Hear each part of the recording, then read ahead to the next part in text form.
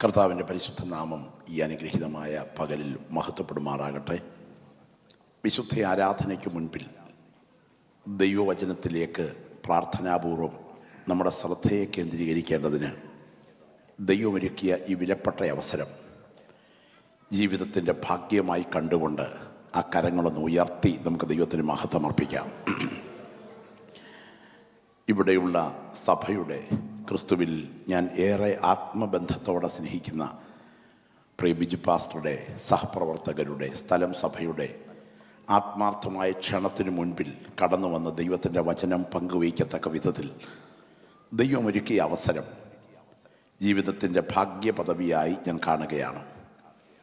ദീർഘവർഷങ്ങൾക്ക് പുറകിൽ ഞങ്ങൾക്കൊരുമിച്ച് യാത്ര ചെയ്യുവാനും അന്ന് ഇത്തരം കാര്യങ്ങളൊന്നും സങ്കല്പിക്കാൻ പോലും കഴിയാത്ത സാഹചര്യത്തിൽ താനുമായിട്ടുള്ള ഏറെ ഇഴയെടുപ്പത്തിൽ തൻ്റെ കുടുംബത്തോടൊപ്പം വിശ്രമിച്ച് ഞങ്ങൾ ഒന്നിച്ച് പ്രാർത്ഥിച്ച രംഗങ്ങളും ആ സമയം ദൈവഭൃത്യൻ പങ്കുവച്ച ഹൃദയത്തിൻ്റെ ഉള്ളിൽ തുടിക്കുന്ന ദർശനവും എൻ്റെ മനസ്സിലേക്ക് ആമുഖമായി ചില വാക്കുകൾ താൻ പറഞ്ഞപ്പോൾ ഓടിയെത്തുകയാണ്.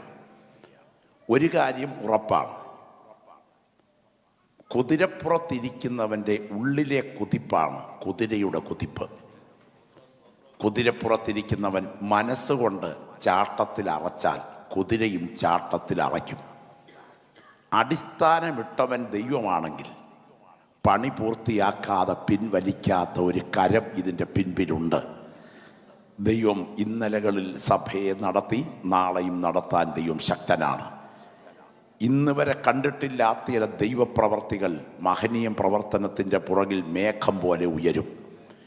മഹാസമുദ്രത്തിൽ ഒരു ചെറിയ തിരമാല രൂപം കൊള്ളുന്നതിന് മുൻപ് ഒരു ചെറിയ ഓളമായിരിക്കും അത്.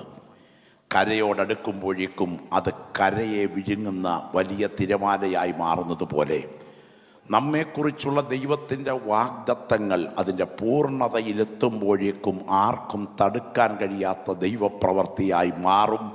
ഒരിക്കൽ കൂടെ ഞാൻ ആവർത്തിക്കുന്നു, അടിസ്ഥാനമിട്ടവൻ ദൈവമാണെങ്കിൽ പണി പൂർത്തിയാക്കാതെ പിൻവലിക്കാത്ത ഒരു കരം നമ്മുടെ ജീവൻ്റെ പുറകിൽ ചലിക്കുന്നുണ്ട്. വളരെ പ്രാർത്ഥനയോടെ, തികച്ചും ദൈവാശ്രയത്തോടെ നമുക്ക് ദൈവത്തിൻ്റെ വചനത്തിലേക്ക് അല്പ മിനിറ്റുകൾ ശ്രദ്ധ കേന്ദ്രീകരിക്കണം. ഇവിടെ സംസാരിക്കുന്നത് എന്താണെന്ന് നിങ്ങളുടെ മനസ്സിൽ നന്നായി പതിയണം എന്ന് ഞാൻ ആത്മാർത്ഥമായിട്ട് ആഗ്രഹിക്കുകയാണ്. കർത്താവിൻ്റെ ദാസൻ ഡോക്ടർ ബ്ലസൻ മേമന ബഹുമാന്യ ദൈവഭൃത്യൻ പ്രഭാഷണത്തിൻ്റെ ഉപസംഹാരത്തിൽ ഉയർത്തുന്ന ഏറ്റവും ഹൃദയസ്പർശകമായ പാട്ടിൽ ഉയർന്നു നിൽക്കുന്ന ആശയങ്ങൾ എൻ്റെ ഉള്ളിൽ രൂപപ്പെട്ടിട്ടുള്ള കഴിഞ്ഞ ദീർഘവർഷങ്ങളിലെ ദൈവവചനത്തിൻ്റെ വ്യവസ്ഥകളോട് യോജിച്ചു പോകുന്നതിനാൽ എനിക്കതിൽ ഒരുപാട് സന്തോഷമുണ്ട്. അദ്ദേഹവുമായി ഒരുമിച്ച് പല വേദികളും പങ്കുവച്ചതിന് ശേഷം ഞാൻ പറയാറുണ്ട്, ദൈവവചനത്തോടുള്ള ബന്ധത്തിൽ കൂറും പ്രതിബദ്ധതയും പുലർത്തുന്ന ആശയങ്ങളിൽ താൻ തിരുവെഴുത്തുകൾ വചനത്തിലൂടെ പങ്കുവയ്ക്കുന്നത് അതേറ്റവും ഹൃദ്യമാണ്, ഹൃദയസ്പർശകമാണ്. ഞാൻ നേതൃത്വം നൽകുന്ന റാന്നിയിലെ ഡിസ്ട്രിക്റ്റ് കൺവെൻഷനിൽ പോലും അദ്ദേഹം വന്ന് സമാപന ദിവസങ്ങളിൽ ആ വലിയ സമൂഹത്തെ അഭിസംബോധന ചെയ്ത് ഗാനശുശ്രൂഷയ്ക്ക് നേതൃത്വം നൽകിയിട്ടുണ്ട്. ഈ രാജ്യത്ത് ഞങ്ങൾക്ക് ഒന്നിച്ചായിരിക്കാൻ ദൈവം മുൻപും അവസരം നൽകിയിട്ടുണ്ട്. ഇത് ഒരു ഭാഗ്യപദവിയായി ഞാൻ കാണുകയാണ്. കരങ്ങളൊന്ന് ഉയർത്തി ഒരിക്കൽ കൂടെ ദൈവത്തിന് സ്തോത്രം ചെയ്യാം. ദൈവവചനം സഭകളിൽ നിന്നും അന്യം നിന്നുകൊണ്ടിരിക്കുന്ന ഒരു കാലഘട്ടമാണ് ഈ കാലഘട്ടം. തിരുവെഴുത്തിൽ നമുക്കെല്ലാവർക്കും അറിയാവുന്ന ഒരു വേദഭാഗം ഞാൻ ആമുഖത്തിൽ ഉദ്ധരിക്കുന്നു. ദുഷ്ടന്മാരുടെ ആലോചന പ്രകാരം നടക്കാതെയും പാപികളുടെ വഴിയിൽ നിൽക്കാതെയും പരിഹാസികളുടെ ഇരിപ്പിടത്തിൽ ഇരിക്കാതെയും. 1-ാം സങ്കീർത്തനം 1-ാം വാക്യമാണ്. യഹോവയുടെ ന്യായപ്രമാണത്തിൽ സന്തോഷിച്ച് അവൻ്റെ ന്യായപ്രമാണത്തെ രാപ്പകൽ വായിക്കുന്ന മനുഷ്യൻ ഭാഗ്യവാൻ എന്നാണോ, ധ്യാനിക്കുന്ന മനുഷ്യൻ ഭാഗ്യവാൻ എന്നാണോ? ഓർക്കുക, ഇതിന് ആർക്കാണ് പറ്റുക? യഹോവയുടെ ന്യായപ്രമാണത്തിൽ സന്തോഷിച്ച് അവൻ്റെ ന്യായപ്രമാണത്തെ രാപ്പകൽ ധ്യാനിക്കുന്ന മനുഷ്യൻ ഭാഗ്യവാൻ. ഓർക്കണം, അല്പ മിനിറ്റുകൾ നാം ദൈവത്തിൻ്റെ വചനം ധ്യാനിക്കാൻ തുടങ്ങുകയാണ്. ഈ വചനം ധ്യാനിക്കാൻ തുടങ്ങുമ്പോൾ നമ്മുടെ ഹൃദയത്തിലേക്ക് ഇത് ആഴത്തിൽ പതിയണം. ഇത് ആഴത്തിൽ പതിയണം. ഒരു സഹോദരി സഭായോഗത്തിൽ ദൈവദാസൻ പ്രസംഗിക്കുന്ന പ്രസംഗം കേട്ടു. പ്രസംഗം ഇതാണ്: ആരാധന ആവശ്യമാണെങ്കിലും ആരാധനയല്ല, വചനധ്യാനമാണ് ഒരു ദൈവപൈതലിനെ ആത്മീയതയിൽ ഉറപ്പിക്കുന്നത്. അതുകൊണ്ട് വചനത്തിൽ ഉറച്ചാൽ മുട്ടിക്ക് തീ പിടിക്കുന്നത് പോലെ ആയിരിക്കും, അല്ലെങ്കിൽ ജീവിതം കച്ചിക്ക് തീ പിടിക്കുന്നത് പോലെ ആയിരിക്കും. കച്ചിക്ക് തീ പിടിച്ചാൽ ഭൂ എന്നൊന്ന് കത്തിത്തീരും, എന്നാൽ മുട്ടിക്ക് തീ പിടിച്ചാൽ നിന്ന് കത്തും. അങ്ങനെയാണെങ്കിൽ ദൈവവചനത്തിൽ സന്തോഷിക്കണം എന്ന സന്ദേശം കേട്ട സഹോദരി തീരുമാനിച്ചു, ഇന്ന് മുതൽ വചനത്തിൽ സന്തോഷിക്കാൻ പോകുകയാണ്. ആ സഹോദരി വീട്ടിലെത്തി ഭർത്താവിനെ ഓഫീസിലേക്കും പിള്ളേരെ സ്കൂളിലേക്കൊക്കെ വിട്ടതിന് ശേഷം വേദപുസ്തകം തുറന്ന് വചനം ധ്യാനിക്കാൻ തീരുമാനിച്ച് ഇരുന്നു. കിട്ടിയത് ദാനിയേൽ പ്രവചനമാണ്. വായന അങ്ങോട്ട് തുടങ്ങുകയാണ്. യഹൂദ രാജാവായ യഹോയാക്കീമിൻ്റെ വാഴ്ചയുടെ 3-ാം ആണ്ടിൽ ബാബേൽ രാജാവായ നെബൂഖദ്നേസർ യെരൂശലേമിലേക്ക് വന്നു. കർത്താവ് യഹൂദ രാജാവായ യഹോയാക്കീമിനെയും ദൈവത്തിൻ്റെ ആലയത്തിൽ പാത്രങ്ങൾ ചിലതിനെയും അവൻ്റെ കയ്യിൽ ഏൽപ്പിച്ചു. അവനവയെ സീനാർ ദേശത്ത് തൻ്റെ ദേവൻ്റെ ഭണ്ഡാരഗൃഹത്തിൽ വെച്ചു. അനന്തരം രാജാവ് ഷണ്ഡന്മാരിൽ പ്രധാനിയായ അസ്പേനോസിനോട്, രാജസന്തതികളിലും കുലീനന്മാരിലും വെച്ച് വിദ്യാനിപുണരും ഉറക്കം വരുന്നു, കണ്ണ് വല്ലാതെ അടയുന്നു. ഒരു കാര്യം ചെയ്യും, ഉച്ചവരെയുള്ള പരിപാടിയെല്ലാം ഒതുക്കിയച്ച് അല്പം ഭക്ഷണം കൂടെ കഴിച്ചതിന് ശേഷം വന്ന് വാക്കി ധ്യാനിക്കാം എന്ന് വിചാരിച്ച് പുസ്തകം അടച്ചിട്ട് പോയി. ഉച്ചവരെ ഉള്ള എല്ലാം ഒതുക്കി അല്പം ഭക്ഷണം കൂടെ കഴിച്ചതിന് ശേഷം വീണ്ടും പുസ്തകം തുറന്നു. കിട്ടിയത് വെളിപ്പാട് പുസ്തകമാണ്. തുടങ്ങി വായന. യേശുക്രിസ്തുവിൻ്റെ വെളിപ്പാട് വേഗത്തിൽ സംഭവിക്കാനുള്ളത് തൻ്റെ ദാസന്മാരെ കാണിക്കേണ്ടതിന് ദൈവം അത് അവന് കൊടുത്തു. അവൻ തൻ്റെ ദൂതൻ മുഖാന്തരം അയച്ച് തൻ്റെ ദാസനായ യോഹന്നാനെ പ്രദർശിപ്പിച്ചു. യോഹന്നാൻ ദൈവവചനവും യേശുക്രിസ്തുവിൻ്റെ സാക്ഷിയുമായി താൻ കണ്ടതൊക്കെ സാക്ഷീകരിച്ചു. യോഹന്നാൻ ആസിയിലെ 7 സഭകൾക്കും എഴുതുന്നത്, ഇരുന്നവനും ഇരിക്കുന്നവനും വരുന്നവനുമായവങ്കിൽ നിന്നും അവൻ്റെ വിശ്വസ്ത സാക്ഷിയും മരിച്ചവരിൽ ആദിജാതനും ഭൂരാജാക്കന്മാർക്ക് അധിപതിയുമായ യേശുക്രിസ്തുവിൻ്റെ പക്കൽ നിന്നും അവൻ്റെ സിംഹാസനത്തിനുള്ള 7 ആത്മാക്കളുടെ പക്കൽ നിങ്ങൾക്ക് കൃപയും സമാധാനവും ഉണ്ടാകട്ടെ. നമ്മെ സ്നേഹിക്കുന്നവനും നമ്മുടെ പിതാവായ ദൈവത്തെ രാജ്യവും പുരോഹിതന്മാരും അങ്ങോട്ട് വായന തുടരുന്നതും ഉറക്കം തുടങ്ങുന്നതും ഒരുപോലായിരുന്നു. ഈ സമയത്ത് മൊബൈലിൽ കളിക്കുകയായിരുന്നെങ്കിൽ ഉറക്കം വരികയില്ലായിരുന്നു. സീരിയലായിരുന്നെങ്കിൽ ഒട്ടും ഉറക്കം വരികയില്ലായിരുന്നു. ഇതിൻ്റെ മുൻപിൽ എന്താ ഇത്ര ഉറക്കം വരുന്നത്? ദൈവത്തിന് സ്തോത്രം. എല്ലാറ്റിലേക്കാട്ടിലും ഉപരിയായി ദൈവവചനം ധ്യാനിക്കുന്നതിൽ സന്തോഷിക്കാൻ കഴിയുന്ന ദൈവമക്കൾ കരങ്ങളൊന്ന് ഉയർത്തി കർത്താവിന് സ്തോത്രം ചെയ്താട്ടെ. ശ്രദ്ധിക്കണേ, നിങ്ങൾ സ്തോത്രം പറയുന്നുണ്ടെങ്കിലും നിങ്ങളുടെ മനസ്സിൻ്റെ യാഥാർത്ഥ്യത്തോട് ചോദിക്കണം, നിങ്ങൾക്ക് ദൈവത്തിൻ്റെ വചനത്തിൽ സന്തോഷിക്കാൻ കഴിയുമോ? ഇന്ന് പകൽ അത് അഭിമാനത്തോടെ എനിക്ക് കഴിയുമെന്ന് പറയാൻ കഴിയുന്നെങ്കിൽ ഭാഗ്യമാണ്. വചനത്തിൽ സന്തോഷിക്കാൻ കഴിയുക. കാരണം എന്താണ്? ഈ ഉറക്കം വരുന്നതിൻ്റെ പ്രധാനപ്പെട്ട കാരണം ഇത് നമുക്ക് എന്താണോ അതനുസരിച്ച് മാത്രമേ നമുക്കിതിൽ സന്തോഷിക്കാൻ കഴിയത്തുള്ളൂ. ഒരു 25-30 വർഷങ്ങൾക്ക് പുറകിൽ കേരളത്തിലെ വാർത്താവിനിമയ സംവിധാനങ്ങളൊക്കെ വളരെ കുറവുള്ള ഒരു സാഹചര്യം നിങ്ങൾ മനസ്സിൽ കാണുക. അന്ന് ഈ ഭർത്താക്കന്മാർ വിദേശത്ത് ഗൾഫിലൊക്കെ ജോലിക്ക് പോകുകയും ഭാര്യമാർ വീട്ടിൽ കുഞ്ഞുങ്ങളെയും മറ്റും വളർത്തി കഴിയുകയും ചെയ്യുന്ന സമയത്ത് ആകപ്പാടെ ആശയവിനിമയത്തിൻ്റെ ഇടയിലെ പ്രധാന മാധ്യമം ഒരു എയർമെയിൽ ഇല്ലൻ്റാണ്.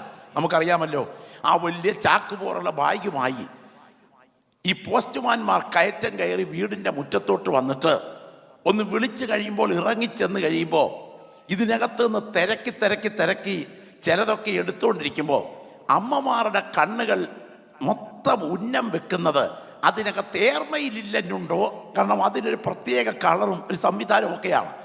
അപ്പോൾ ഒരെണ്ണത്തിന് പിടിച്ചിങ്ങോട്ട് തരുമ്പോൾ ഒരു വല്ലാത്ത സന്തോഷമാണ്. സ്തോത്രം. പിന്നെ ഇത് കിട്ടിക്കഴിഞ്ഞാൽ പൊട്ടിച്ച്, അതിനകത്തായിരിക്കുമല്ലോ ചെക്ക് ഉൾപ്പെടെ വല്ലതുമൊക്കെ വരുന്നത്, അത് പൊട്ടിച്ച് നേരെ വീടിൻ്റെ മുൻവശത്തെ ഒരു കല്ല് വല്ലതും ഉണ്ടെങ്കിൽ ആ സഹോദരി ചൂലുകൊണ്ട് മുറ്റം അടിച്ചുകൊണ്ടിരിക്കുകയാണെങ്കിൽ പോലും അത് ഒരു കയ്യിൽ ചൂലും മറ്റേ കയ്യിൽ ഈ കവറും പിടിച്ച് പൊട്ടിച്ചൊരിരിപ്പുണ്ട്. അതൊരു വല്ലാത്ത ഇരിപ്പാണ്. ഇതിനിടയ്ക്ക് കയറി വന്ന ഈ പോസ്റ്റ്മാൻ ഇച്ചിരി വെള്ളം തരുമോ എന്ന് ചോദിക്കുമ്പോൾ കൊച്ചേ വെള്ളം കൊട് എന്ന് പറഞ്ഞ് അകത്തോട്ട് മാറി കൊച്ചിനോട് കൽപ്പിച്ചതിന് ശേഷം ഇത് പൊട്ടിച്ചൊരിരിപ്പ. സ്തോത്രം. കാരണം തൻ്റെ പ്രിയപ്പെട്ടവൻ്റെ കത്ത്, ആ കത്തിനകത്തെ വരികളിൽ അവളുടെ കണ്ണുകൾ ആഴ്ന്നിറങ്ങുകയാണ്. ഇന്നത്തെ കാലത്തെ കുടുംബ ബന്ധങ്ങളുടെ പ്രത്യേകതയൊന്നുമല്ല, അന്നത്തെ കാലത്തെ കുടുംബത്തിൻ്റെ നിലവാരമാണ് ഞാൻ ഈ പറയുന്നത്. എന്തായാലും വേണ്ടില്ല, സ്തോത്രം, ഒന്ന് വായിച്ചു, വീണ്ടും തിരിച്ചും മറിച്ചും ആസ്വദിച്ചൊന്ന് വായിച്ചു, പിന്നെയും വരികൾ ഓരോന്ന് എണ്ണിപ്പിറക്കി വായിച്ചു. ഇതിനിടയ്ക്ക് പാസ്റ്റർ രാജുമേത്ര പുറകിൽ കൂടെ ഒന്ന് ഒളിഞ്ഞു നോക്കി, അതിനകത്ത് എന്താ ഇത്ര കാര്യമായിട്ട് എഴുതിയിരിക്കുന്നത് എന്ന് അറിയാനൊന്ന് നോക്കിയെന്നിരിക്കട്ടെ. അതിനകത്ത് എഴുതിയിരിക്കുന്ന ഇത്രയേ ഉള്ളൂ: വാഴയ്ക്ക് വളവിടുന്ന കാര്യം, വീട്ടിലെ പുറകിലത്തെ വീട് പൊളിഞ്ഞ കയ്യാല കെട്ടുന്ന കാര്യം, കറണ്ട് ചാർജ് അടയ്ക്കുന്ന കാര്യം, ടെലിഫോൺ ബില്ല് അടയ്ക്കുന്ന കാര്യം, ഇതെല്ലാം ഇങ്ങനെ എഴുതിയിരിക്കുക. എനിക്കിതിന് ഇത്ര പ്രാധാന്യം ഒന്നുമില്ല. എന്നാൽ ഈ സഹോദരിക്ക് ഇതിനെന്താ ഇത്രമാത്രം പ്രാധാന്യം? അവൾ പലവട്ടം തിരിച്ചും മറിച്ചും വായിച്ചും ധ്യാനിച്ചും എണ്ണിപ്പിറക്കിയതിന് ശേഷം അവസാനം ഇത് കട്ടിലിൻ്റെ തലനയുടെ കീഴെ കൊണ്ട് വെച്ചിരിക്കുക, രാത്രി പിന്നെയും ധ്യാനിക്കാൻ. സ്തോത്രം. എന്താ കാര്യമെന്നറിയാമോ?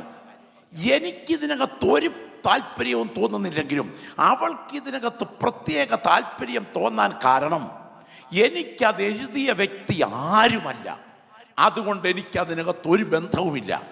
എന്നാൽ അവൾക്ക് അത് എഴുതിയ വ്യക്തി അവളുടെ പ്രിയപ്പെട്ട ഭർത്താവാണ്.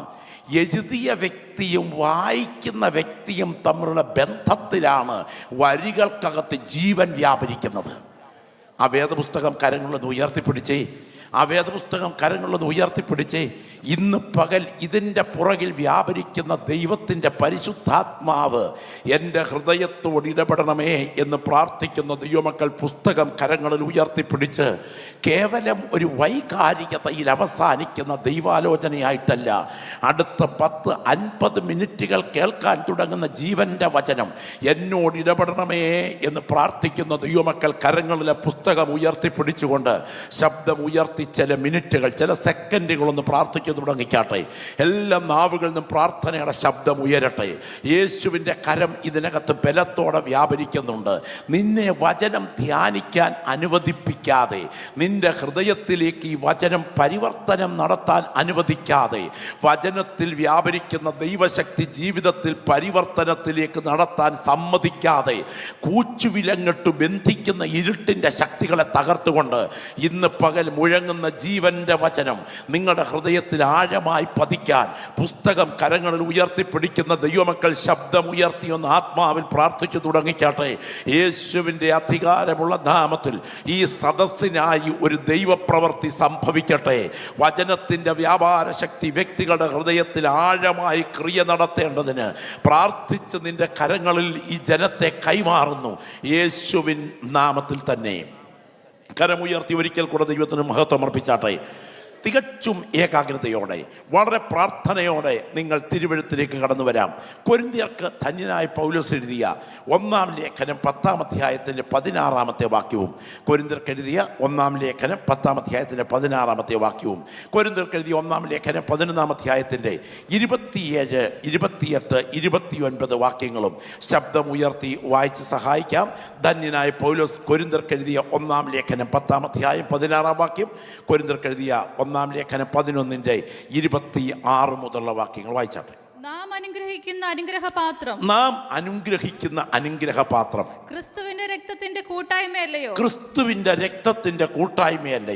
നാം നുറുക്കുന്ന അപ്പം ക്രിസ്തുവിന്റെ ശരീരത്തിന്റെ കൂട്ടായ്മയല്ലയോ? ക്രിസ്തുവിന്റെ രക്തത്തിന്റെ കൂട്ടായ്മയല്ലയോ?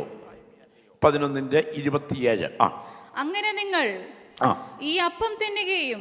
നിങ്ങൾ ഈ അപ്പം തിന്നുകയും പാനപാത്രം കുടിക്കുകയും ചെയ്യുമ്പോഴൊക്കെയും കർത്താവ് വരുവോളം അവന്റെ മരണത്തെ പ്രസ്താവിക്കുന്നു. വായിച്ചാട്ടെ. അതുകൊണ്ട് അയോഗ്യമായി അപ്പം തിന്നുകയോ കർത്താവിന്റെ പാനപാത്രം കുടിക്കുകയോ ചെയ്യുന്നവനൊക്കെയും കർത്താവിന്റെ ശരീരവും രക്തവും സംബന്ധിച്ച് കുറ്റക്കാരൻ ആകും. മനുഷ്യൻ തന്നെത്താൻ ശോധന ചെയ്തിട്ട് വേണം ഈ അപ്പം തിന്നുകയും പാനപാത്രത്തിൽ നിന്ന് കുടിക്കുകയും ചെയ്യുവാൻ. തിന്നുകയും കുടിക്കുകയും ചെയ്യുന്നവൻ ശരീരത്തെ വിവേചിക്കാഞ്ഞാൽ തനിക്ക് ശിക്ഷാവിധി തിന്നുകയും കുടിക്കുകയും ചെയ്യുന്നു. കരങ്ങളൊന്ന് ഉയർത്തി ദൈവത്തെ ഒരിക്കൽ കൂടെ മഹത്വപ്പെടുത്തിക്കാട്ടെ.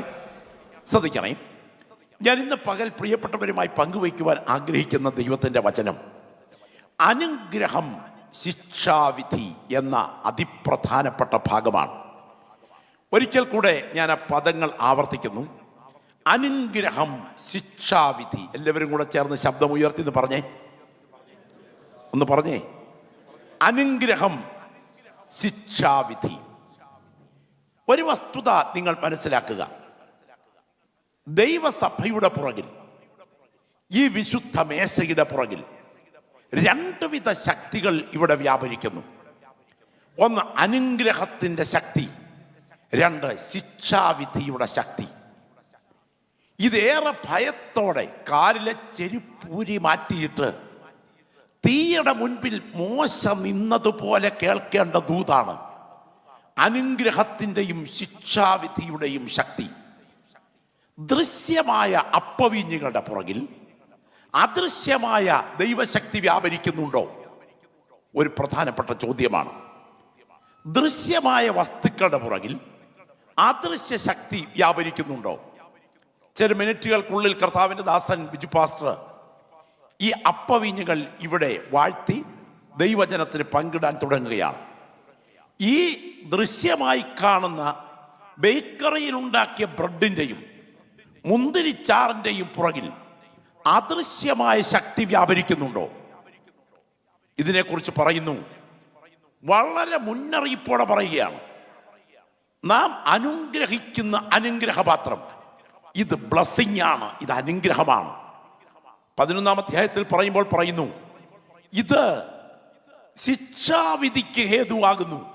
അങ്ങനെയാണെങ്കിൽ ഇതിൻ്റെ പുറകിൽ ശിക്ഷാവിധി, കണ്ടംനേഷൻ വ്യാപരിക്കുന്നു. അനുഗ്രഹം ശിക്ഷാവിധി. പ്രിയപ്പെട്ടവരെ, വളരെ ഗൗരവമായി ശ്രദ്ധിച്ചാൽ കൊരിന്ത്യർക്ക് എഴുതിയ 1-ാം ലേഖനം 9-ാം അധ്യായത്തിൽ താൻ അവസാനിപ്പിക്കുമ്പോൾ പറയുന്നൊരു ഭാഗമുണ്ട്. മറ്റുള്ളവരോട് പ്രസംഗിച്ചതിന് ശേഷം ഞാൻ തന്നെ കൊള്ളരുതാത്തവനായി തീർന്നു പോകാതിരിക്കേണ്ടതിന് എൻ്റെ ശരീരത്തെ ദണ്ഡിപ്പിച്ച് അടിമയാക്കുകയത്രേ ചെയ്യുന്നത് എന്ന് പറഞ്ഞാൽ, ചാട്ടയും മുഖപ്പട്ടയും ഉപയോഗിച്ച് ഒരു കുതിരയെ ലക്ഷ്യത്തിലേക്ക് നയിക്കുന്നത് പോലെ എൻ്റെ ശരീരത്തിലെ ഇച്ഛകളെ ഞാൻ ദണ്ഡനഭാവത്തോടെ നിയന്ത്രിക്കുന്നു.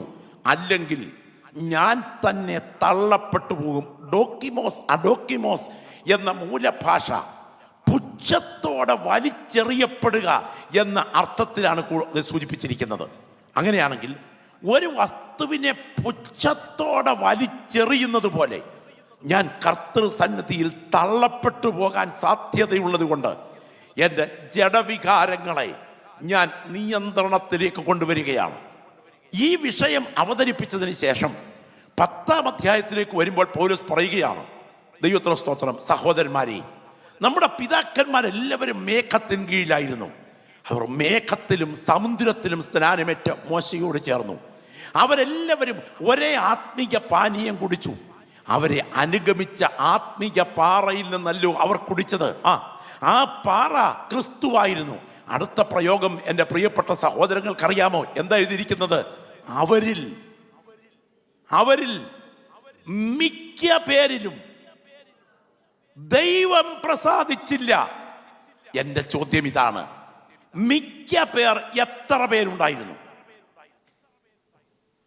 ഹലോ, മിക്ക പേർ എത്ര പേരുണ്ടായിരുന്നു?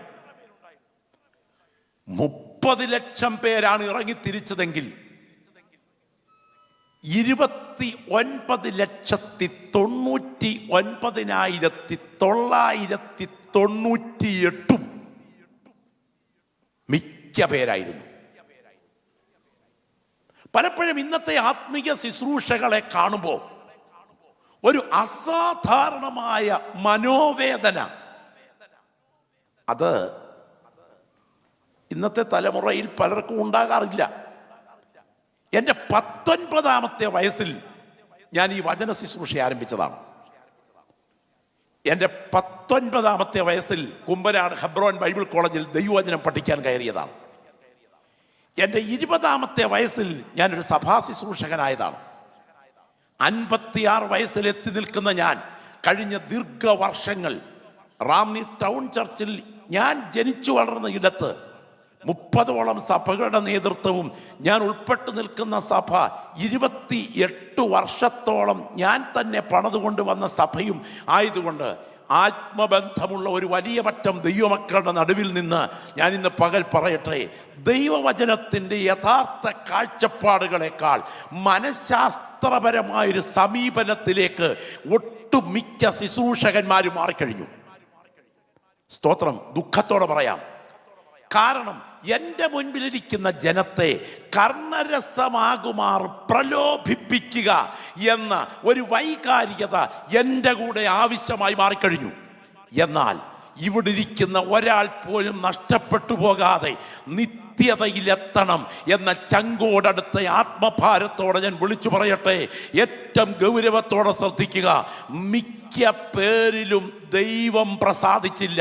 ചില ആളുകൾ പറയാറുണ്ട്, സ്തോത്രം, അവരുടെ കാലിലെ ചെരുപ്പ് പഴകിയില്ല, അവരുടെ വസ്ത്രം ജീർണിച്ചു പോയില്ല, അത്രയും സ്ഥലത്ത് സ്ക്വയർ ഫീറ്റ് എത്രയുണ്ടോ അത്രയും ഭാഗം ദൈവം എയർ കണ്ടീഷനായി നൽകി. അവർക്ക് മന്ന ആകാശത്തിൻ്റെ കിളിവാതിൽ തുറന്ന് പൊഴിച്ചു കൊടുത്തു. ഇതൊക്കെ കേൾക്കുമ്പോഴേക്കും നമ്മുടെ സദസ്സ് വല്ലാത്ത ഒരു വൈകാരികതയിൽ എത്തിച്ചേരാറുണ്ട്. എന്നാൽ ഒരു വസ്തുതയുടെ അടിവരയിട്ട് കേട്ടുകൊള്ളുക. കാര്യം ഇങ്ങനെയൊക്കെ ആണെങ്കിലും 29,99,998 ശവമടക്ക് കഴിഞ്ഞു.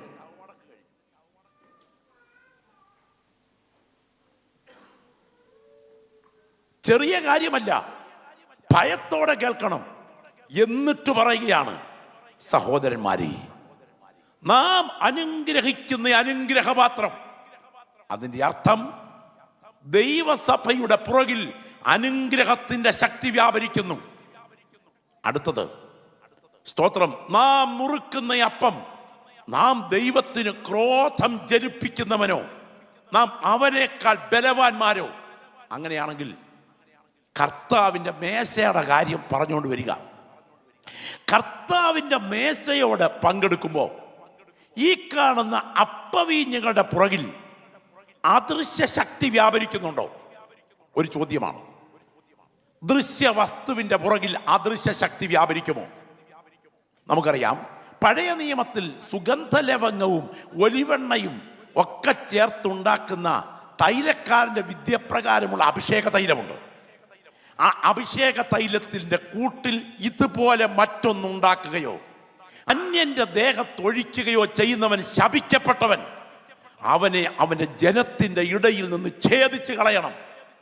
ഞാൻ ചോദിക്കട്ടെ, എന്താണ് ഈ വഴനത്തൊലിയുടെയും ഒലിവെണ്ണയുടെയും ശക്തി? അങ്ങാടി മരുന്നല്ലേ അത്?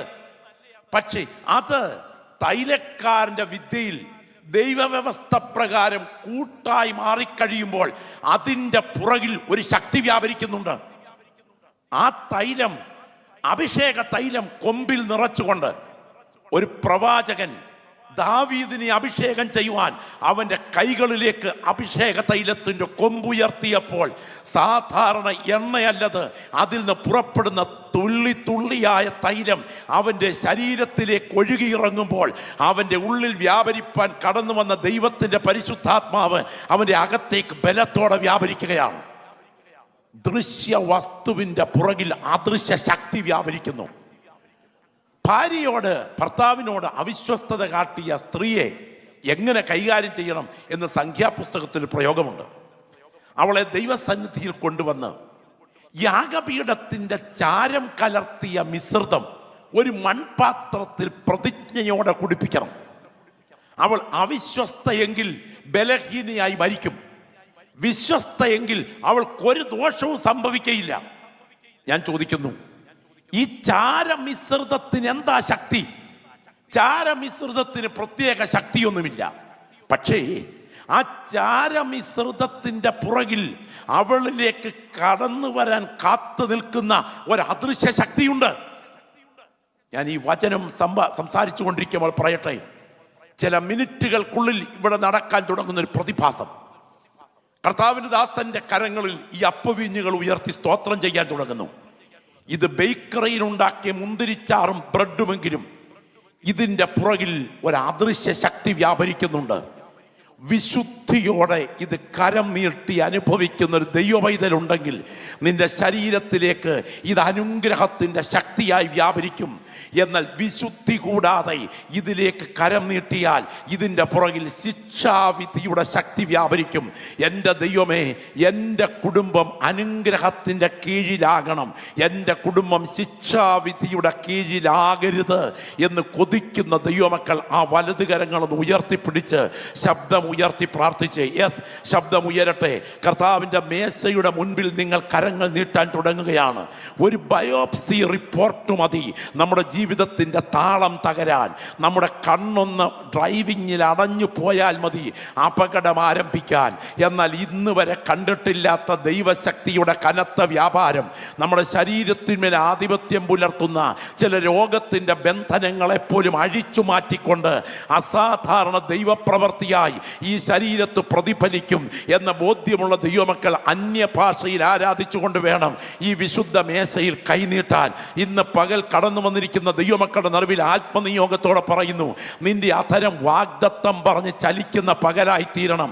നിന്റെ ഉള്ളിലേക്ക് കയറി ചെല്ലുന്ന ഈ അപ്പവീഞ്ഞുകൾ ശരീരത്തിൻ്റെ സിരകളിൽ വിടുതലായി വ്യാപരിക്കുന്നത് ഇന്ന് 12 മണിക്കല്ല, ഈ ശുശ്രൂഷ നടന്നുകൊണ്ടിരിക്കുന്ന പ്രത്യേക സമയത്തായിരിക്കണം. നീ പറന്നുയരുവാൻ അനുവദിക്കാതെ നിന്റെ ശരീരത്തെ കൂച്ചുവിലങ്ങിട്ട് നിന്റെ മൺശരീരത്തെ ബലഹീനമാക്കുന്ന ഈ രോഗത്തിൻ്റെ കെട്ടുകൾ ഈ വചനത്തിൻ്റെ വ്യാപാര ശക്തിക്ക് മുൻപിൽ ഇന്ന് പകൽ അഴിഞ്ഞു മാറാൻ കൊതിക്കുന്നെങ്കിൽ പരിശുദ്ധാത്മ നിയോഗത്തോടെ ശക്തമായി പ്രാർത്ഥിച്ചു തുടങ്ങണം. എൻ്റെ മേൽ വ്യാപരിക്കുന്ന ബലഹീനതകൾ അഴിച്ചു മാറ്റാൻ കഴിവുള്ള ദൈവശക്തിക്ക് മുൻപിൽ എൻ്റെ ജീവിത പാത്രത്തെ ഞാൻ തുറന്നു വയ്ക്കുകയാണ്. നീ മുൻപോട്ട് പറക്കാൻ അനുവദിക്കാതെ, നിന്റെ വാഗ്ദത്തങ്ങൾ നിന്റെ കൈപ്പിടിയിലെത്താൻ അനുവദിക്കാതെ, നിന്റെ പ്രാർത്ഥനയുടെ മറുപടി പ്രാപിക്കാൻ അനുവദിക്കാതെ, അർഹിക്കുന്ന ആരോഗ്യം ശരീരത്തിൽ പ്രതിഫലിക്കാൻ അനുവദിക്കാതെ, സിരകളെ ബലഹീനമാക്കി ഉദ്ദേശിക്കുന്ന ലക്ഷ്യത്തിൽ നിന്റെ ജീവിത പടകിനെ അടുപ്പിക്കാൻ സമ്മതിക്കാതെ, അടിച്ചുയരുന്ന ചില കൊടുങ്കാറ്റുകളെ ബന്ധിച്ചുകൊണ്ട് ഇതുവരെ വ്യാപരിക്കാത്ത ഒരു ദൈവിക സ്വാതന്ത്ര്യത്തിൻ്റെ ബലം ശരീരത്തിൻ്റെ കോശങ്ങളുടെ മേൽ ഈ ആരാധനയ്ക്ക് നടുവിൽ കർത്താവ് പകർന്നിട്ട് ഈ വിശുദ്ധ മേശ നിനക്കൊരു അനുഗ്രഹമായി തീരത്തക്ക വിധത്തിൽ ഇത് അതിൽ തന്നെ ശിക്ഷാവിധിയായി മാറാതിരിക്കത്തക്ക വിധം ദൈവകൃപ പ്രാപിച്ച ദൈവമക്കൾ ആത്മാവിൽ ഒരുക്കപ്പെടട്ടെ. പരിശുദ്ധാത്മാവ് ഇന്ന് പകൽ പറയുന്നു, ഇത് കേവലം ഒരു ചടങ്ങല്ല, ഇതിൻ്റെ പുറകിൽ വ്യാപരിക്കുന്ന ദൈവശക്തിയുണ്ട്. അത് ചില വിടുതലുകൾ ചെയ്യാൻ ശക്തമാണ്. ഈ അപ്പവീഞ്ഞുകൾ ദൃശ്യമാണെങ്കിലും ഇതിൻ്റെ പുറകിൽ ഒരു അദൃശ്യ ശക്തി വ്യാപരിക്കുന്നു.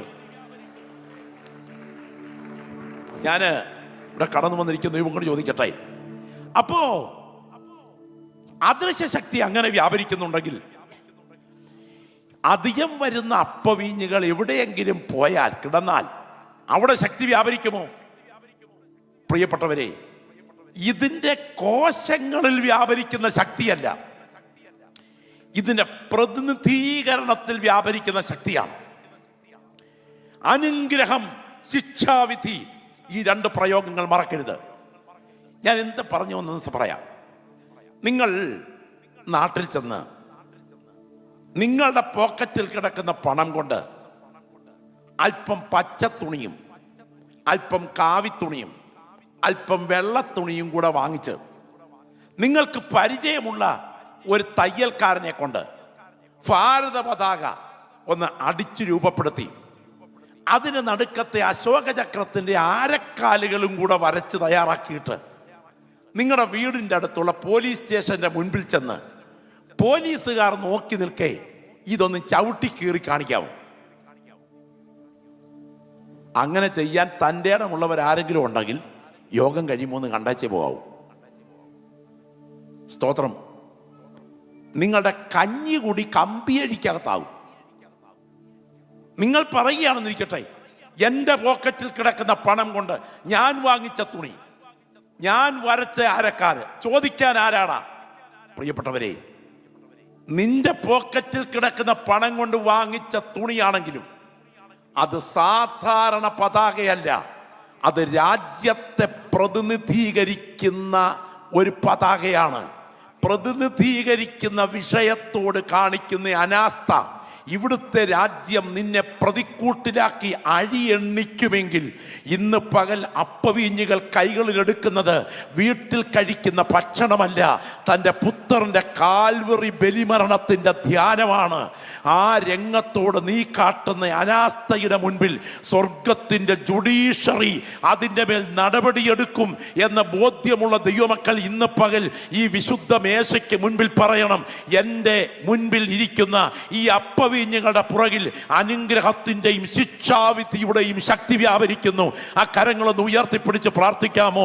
എൻ്റെ മേൽ വരരുത് ശിക്ഷാവിധിയുടെ ശക്തി, എൻ്റെ മേൽ വളർന്നു വരണം അനുഗ്രഹത്തിൻ്റെ ശക്തി. വലത് കരങ്ങൾ ഉയരട്ടെ. എല്ലാവരും ആത്മാവിൽ പ്രാർത്ഥിച്ചു തുടങ്ങിക്കാട്ടെ. എല്ലാ പ്രിയപ്പെട്ടവരും ഒരുപോലെ ശബ്ദം ഉയരട്ടെ. എല്ലാവരും ശബ്ദം ഉയർത്തി ഇടത്തും വലത്തും ഇരിക്കുന്നവരെ മറന്നിട്ട് നിങ്ങളുടെ കൈകൾ ഉയർത്തിപ്പിടിച്ചിട്ട് ശബ്ദം ഉയർത്തിയെന്ന് ആത്മാവിൽ പറയണം, എൻ്റെ മേൽ വരരുത് ശിക്ഷാവിധിയുടെ ശക്തി. യെസ് യെസ്, പറഞ്ഞാട്ടെ. എൻ്റെ മേൽ കടന്നു വരരുത് ശിക്ഷാവിധിയുടെ ശക്തി, എൻ്റെ മേൽ കടന്നു വരണം അനുഗ്രഹത്തിൻ്റെ ശക്തി. യേശുവിൻ്റെ അധികാരമുള്ള നാമത്തിൽ ഈ സമൂഹത്തിന് നടുവിലേക്ക് ഒഴുകി ഇറങ്ങട്ടെ ദൈവിക വിടുതലിൻ്റെ ചൈതന്യം. പ്രാർത്ഥിക്കുന്ന നിന്റെ വാഗ്ദത്തങ്ങൾക്കെതിരെ വാദിക്കുന്ന ചില വിഷയങ്ങളുടെ മേൽ എൻ്റെ ദൈവത്തിൻ്റെ കരം ഇന്ന് ബലത്തോടെ ചലിക്കുകയാണ്. ഇന്ന് പകൽ ഇത് അതിന്മേൽ ജയമെടുക്കട്ടെ. കർത്താവ് ഇന്ന് പകൽ കടന്നു വന്നിരിക്കുന്ന ഈ സദസ്സിനെ ചൂണ്ടിക്കൊണ്ട് ഒരാലോചന വിളിച്ചു പറയുന്നു. നിന്റെ കുടുംബത്തിൻ്റെ പുറകിൽ ഈ രണ്ട് ശക്തികൾ നിലകൊള്ളുന്നുണ്ട്.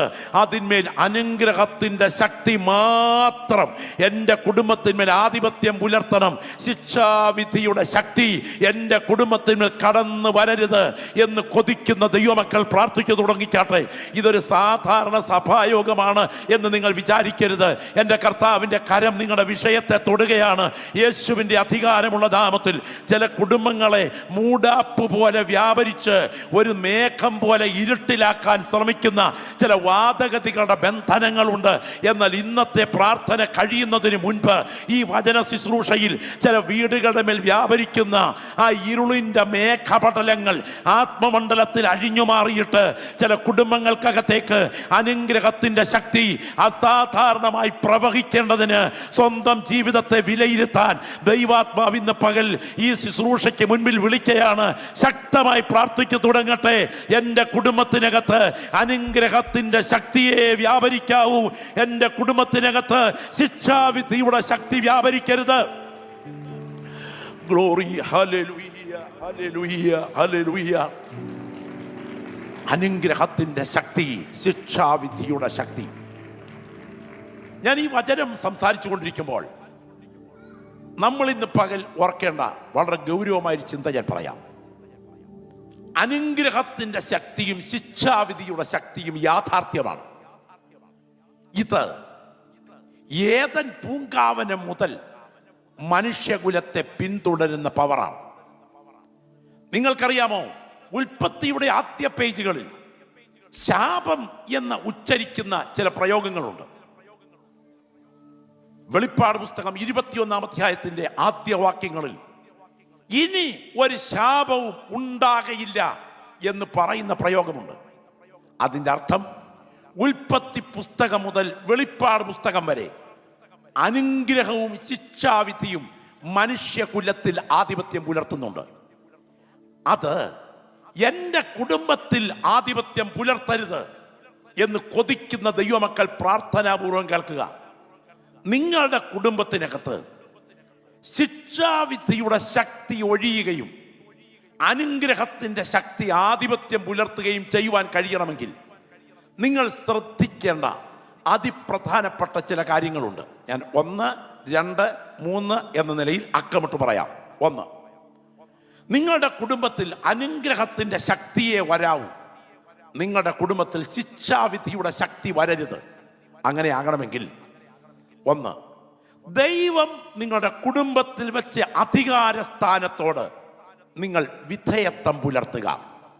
2, ദൈവത്തിൻ്റേത് അപഹരിക്കൽ, മോഷണം, കള്ളസത്യം തെറ്റായ വരുമാന മാർഗങ്ങൾ ഇവ നിങ്ങളുടെ വീട്ടിലെത്താൻ അനുവദിക്കാതിരിക്കുക.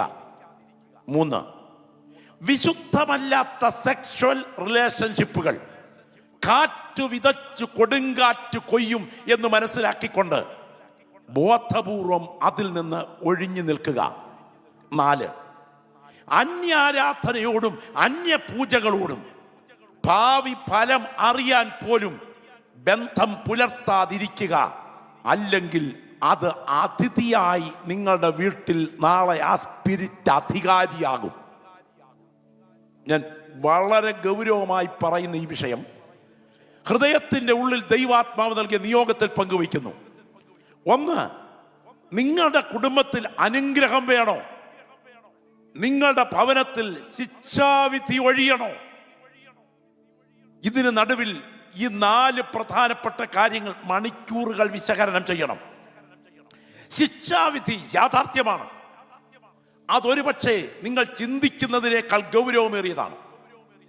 എത്രയോ തെളിവുകൾ ഞാൻ അവതരിപ്പിക്കാം.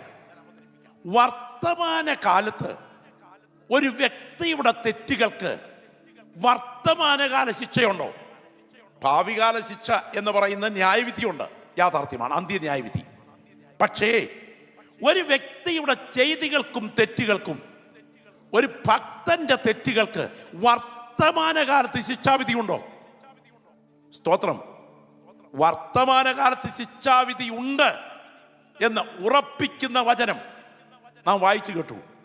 അയോഗ്യമായി ഈ അപ്പം തിന്നുകയോ കർത്താവിന്റെ പാനപാത്രം കുടിക്കുകയോ ചെയ്യുന്നവനെല്ലാം കർത്താവിന്റെ ശരീരവും രക്തവും സംബന്ധിച്ച് കുറ്റക്കാരനാകും എന്ന് പറഞ്ഞാൽ ബലഹീനതയിൽ തുടങ്ങും, രോഗത്തിൽ തുടരും, മരണത്തിലെത്തും, കല്ലറ പോകും. ദൈവത്തിന്റെ കലണ്ടറിൽ എനിക്കും നിനക്കും വെച്ചിരിക്കുന്ന സമയ ഘടികാരത്തിന് മുൻപ് സെമിത്തേരിയിൽ എത്തിക്കാൻ കഴിയത്തക്ക വിധത്തിൽ ഒരു വിരുദ്ധ ശക്തി വിശുദ്ധി കൂടാതെ കർത്തൃമേശയിൽ പങ്കെടുക്കുന്നതിന്റെ പുറകിൽ വ്യാപരിക്കുന്നു. ഹലോ, ഒന്ന് കരമുയർത്തി സ്തോത്രം പറഞ്ഞാട്ടെ. അല്പം നടുക്കത്തോടെ ആകാം നിങ്ങൾ ശ്രദ്ധിക്കുന്നത്. യാഥാർത്ഥ്യം ചിന്തിക്കാം. ദൈവത്തിന് സ്തോത്രം. വിശുദ്ധി കൂടാതെ കർത്തൃമേശയിൽ കൈനീട്ടിയാൽ പിന്നെ ഒരു വിഷയം ഞാൻ എക്സ്ക്യൂസ് ചെയ്ത് ക്ഷമ ചോദിച്ചുകൊണ്ട് പറയുന്നു. നിത്യ നരകത്തിന് വേണ്ടി വേർതിരിച്ചു വെച്ചിരിക്കുന്നവർക്ക് ബാലശിക്ഷയില്ല. സ്തോത്രം. ചില ആൾക്കാർ പറയാറുണ്ട്, പാസ്റ്ററേ, ഇവിടെ എത്ര നാളായി ഞാൻ ഇത് എടുത്തുകൊണ്ടിരിക്കുന്നു, ഇടയ്ക്കൊന്ന് പുകയ്ക്കും, ഇടയ്ക്കൊന്ന് കുടിക്കും, ഇവിടെ ഉണ്ടെന്നല്ല, എനിക്കൊന്നും പറ്റിയിട്ടില്ല. തൂക്കിക്കൊല്ലാൻ ഗവൺമെന്റ് തീരുമാനിച്ചാൽ പിന്നെ ജയിൽ പീഡനമില്ല. സ്തോത്രം. എല്ലാം സാധിച്ചിട്ടും ഒരു കുഴപ്പവും ഇല്ലെന്ന് പറയുന്ന ആളുകൾ ചിന്തിച്ചു കൊള്ളുക, തമ്പുരാൻ നിത്യ നരകത്തിനായി മാറ്റിവെച്ചു കഴിഞ്ഞു, പിന്നെ ജയിൽ ശിക്ഷയുണ്ടാകില്ല. എന്നാൽ നിന്നെ നിത്യതയ്ക്കായി സ്വർഗം മാറ്റിവെച്ചിട്ടുണ്ടെങ്കിൽ അതിൻ്റെ പുറകിൽ ബാലശിക്ഷയുണ്ടായിരിക്കും. ഇനി ആ ബാലശിക്ഷ എവിടെ വരെ പോകും? ആ ബാലശിക്ഷ എവിടെ വരെ പോകും? ഹലോ, ബാലശിക്ഷ എവിടെ വരെ പോകും? അനന്യ സഫീറമാർക്ക് എവിടെ വരെ പോയോ അവിടെ വരെ പോകും. അനന്യ സഫീറമാരുടെ ബാലശിക്ഷ സെമിത്തേരി വരെ പോയി. അങ്ങനെയാണെങ്കിൽ ഭയത്തോടെ കേൾക്കണം, ശുദ്ധീകരണം കൂടാതെ ആരും കർത്താവിനെ കാണുകയില്ല. ഞാൻ ചോദിക്കട്ടെ, അക്കമിട്ട് പറയാം, ദൈവത്തിന്റെ ദാസനായിരിക്കുന്ന യാക്കോബ് അപ്പനെ കബളിപ്പിച്ച് അനുഗ്രഹം ഏറ്റുവാങ്ങിക്കൊണ്ട് ഓടിപ്പോകുന്ന കാഴ്ച പഴയ നിയമത്തിൽ കാണാം. അല്പം കുറച്ച് കഴിഞ്ഞപ്പോൾ 7 വർഷം ലാബാന്റെ വീട്ടിൽ 7 വർഷം കഴിഞ്ഞപ്പോൾ ഒരു കല്യാണം നടന്നു. നിങ്ങൾക്ക് എല്ലാവർക്കും അറിയാവുന്ന കഥയാ. രാത്രി കല്യാണമാ. നേരം വെളുത്തപ്പോഴാ മനസ്സിലായത് ഉദ്ദേശിച്ച പെങ്കൊച്ചല്ല മുറിക്കകത്ത് വന്നെന്ന്. കണ്ണ് കാണാൻ വയ്യാത്ത അപ്പനെ കണ്ണ് കാണാൻ വയ്യാത്ത കാലത്ത് കളിപ്പിച്ചിട്ട് പോന്ന പുള്ളിയെ കണ്ണ് കാണുന്ന കാലത്ത് അമ്മായിയപ്പൻ കളിപ്പിച്ചു. ഇനിയും വനത്തിൽ നിന്ന് പിള്ളേരെല്ലാം കൂടെ കയറി വന്നപ്പോ ഒരു പൊതിക്കെട്ടും കൊണ്ടാ വന്നത്. അപ്പ ഇത് അപ്പന്റെ വാർദ്ധക്യത്തിലെ വാത്സല്യ പുത്രൻ്റെതാണോ എന്ന് നോക്കിക്കേ. അയ്യോ, ഒരപ്പൻ എങ്ങനെ സഹിക്കും? ഇടനെഞ്ചു പൊട്ടി അലറി.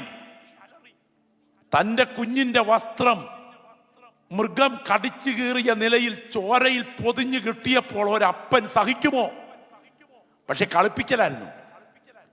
30 കൊല്ലം മുമ്പ് നീ നിന്റെ അപ്പനെ കളിപ്പിച്ചു. ഇന്ന് നിന്റെ മക്കൾ നിന്റെ കണ്ണ് കാണുമ്പോൾ തന്നെ നിന്നെ തിരിച്ചു കളിപ്പിക്കുന്നു. ഇത് വിതച്ചത് കൊയ്യുന്ന പണിയാ. ഞാൻ ഈ വചനം വിശദീകരിക്കുമ്പോൾ തന്നെ ചോദിക്കട്ടെ, ഹാമാൻ മൊർദെഖായിക്ക് വേണ്ടി കഴുകുമരം ഒരുക്കി. കഴുകുമരം ഒരുക്കിയപ്പോൾ അവൻ പ്ലാൻ ചെയ്തത് മൊർദെഖായിയുടെ കഴുത്തായിരിക്കും കഴുകുമരത്തിൽ കയറുന്നതെന്നാണ്. സാധാരണ നിലയിൽ ഒരാളിനെ തൂക്കാൻ 10 മുഴം ഉയരത്തുള്ള കഴുകുമരം മതി. എന്നാൽ ഇവിടെ 50 മുഴം ഉയരത്തിൽ കഴുകുമരം ഉണ്ടാക്കാൻ കാരണം എന്താണ് എന്ന് ഹാമാനോട് ചോദിച്ചാൽ ഹാമാൻ പറയും, ഇവൻ തൂങ്ങിക്കിടന്ന് ആടുന്നത് നാട് മുഴുവൻ കാണണം. പക്ഷേ നിനക്ക് കഴുകുമരം ഉണ്ടാക്കാനേ പറ്റൂ. ഏത് കഴുത്ത് വേണം അതിൽ കുരുങ്ങുന്നതെന്ന് തീരുമാനിക്കുന്നത് നാം സേവിക്കുന്ന ദൈവത്തിൻ്റെ കരമാണ്. ഓർക്കുക, നീ ഉണ്ടാക്കിയ കഴുകുമരം നിന്റെ കഴുത്തിലേക്ക് തിരിച്ചു തിരിയാൻ കാരണം എൻ്റെ ദൈവം വിതയ്ക്കുന്നത് കൊയ്യാൻ അനുവദിക്കുന്ന ദൈവമാണ്. അബിമേലേക്ക് യെരുബാലിന്റെ 70 മക്കളെ ഒരു കല്ലിൽ വെച്ച് കൊന്നു. നിങ്ങൾക്കറിയാമോ, യോഥാം രക്ഷപ്പെട്ടു. 69 പേർ കൊല്ലപ്പെട്ടത് ഒരു കല്ലിന്റെ പുറത്ത് വെച്ചാണ്. കല്ലിൽ വെച്ച് കൊല്ലപ്പെട്ട് കഴിഞ്ഞപ്പോ യോഥാം രക്ഷപ്പെട്ടെങ്കിലും വർഷങ്ങൾ കഴിഞ്ഞപ്പോൾ ഇയാൾ ഒരു മതിൽക്കെട്ടിനോട് ചേർന്ന് യുദ്ധം നടത്തിക്കൊണ്ടിരിക്കുന്ന സമയത്ത് മുകളിൽ നിന്നും ഒരു സ്ത്രീ ഒരു തിരികല്ലിൻ പിള്ളയെടുത്ത് അദ്ദേഹത്തിന്റെ തലയിലേക്കിട്ടു.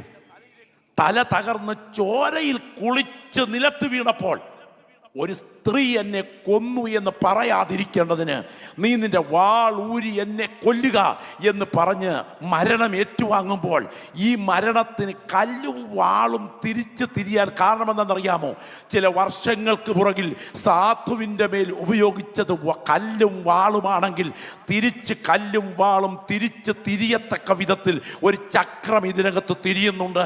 എൻ്റെ മുൻപിലിരിക്കുന്ന ദൈവമക്കളെ വലതുകരം ഉയർത്തിപ്പിടിച്ചുകൊണ്ട് ശബ്ദം ഉയർത്തി എന്ന് പറഞ്ഞ്, കർത്താവേ, എൻ്റെ പ്രവൃത്തി എൻ്റെ തലയ്ക്ക് മുകളിൽ തിരിച്ച് തിരിയാതിരിപ്പാൻ എൻ്റെ കുടുംബം അനുഗ്രഹത്തിൻ്റെ നിഴലിൽ മാത്രമാകാൻ നിന്റെ കരങ്ങളിൽ കൈമാറുന്നു എന്ന് പറയുന്ന ദൈവമക്കൾ വലതുകരങ്ങൾ ഉയർത്തിപ്പിടിച്ച് ശബ്ദം ഉയർത്തി പ്രാർത്ഥിച്ചു തുടങ്ങി.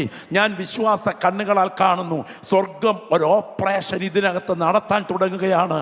ആ കരങ്ങൾ ഉയർത്തി ആത്മാവിൽ പ്രാർത്ഥിക്കണം.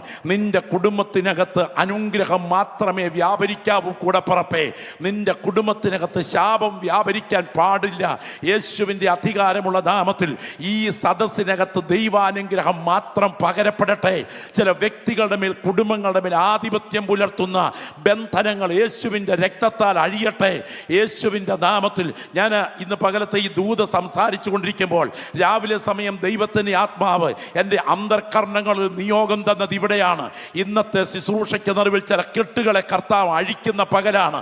ചില കുടുംബങ്ങൾക്കകത്ത് ആധിപത്യം പുലർത്തുന്ന ബന്ധനങ്ങളുടെ മേൽ എൻ്റെ ദൈവത്തിൻ്റെ കരം ചലിക്കാൻ തുടങ്ങുകയാണ്. യേശുവിൻ്റെ നാമത്തിൽ പ്രാർത്ഥിക്കുന്ന ദൈവമക്കൾ ആത്മാവിൽ ജാഗരിക്കണം.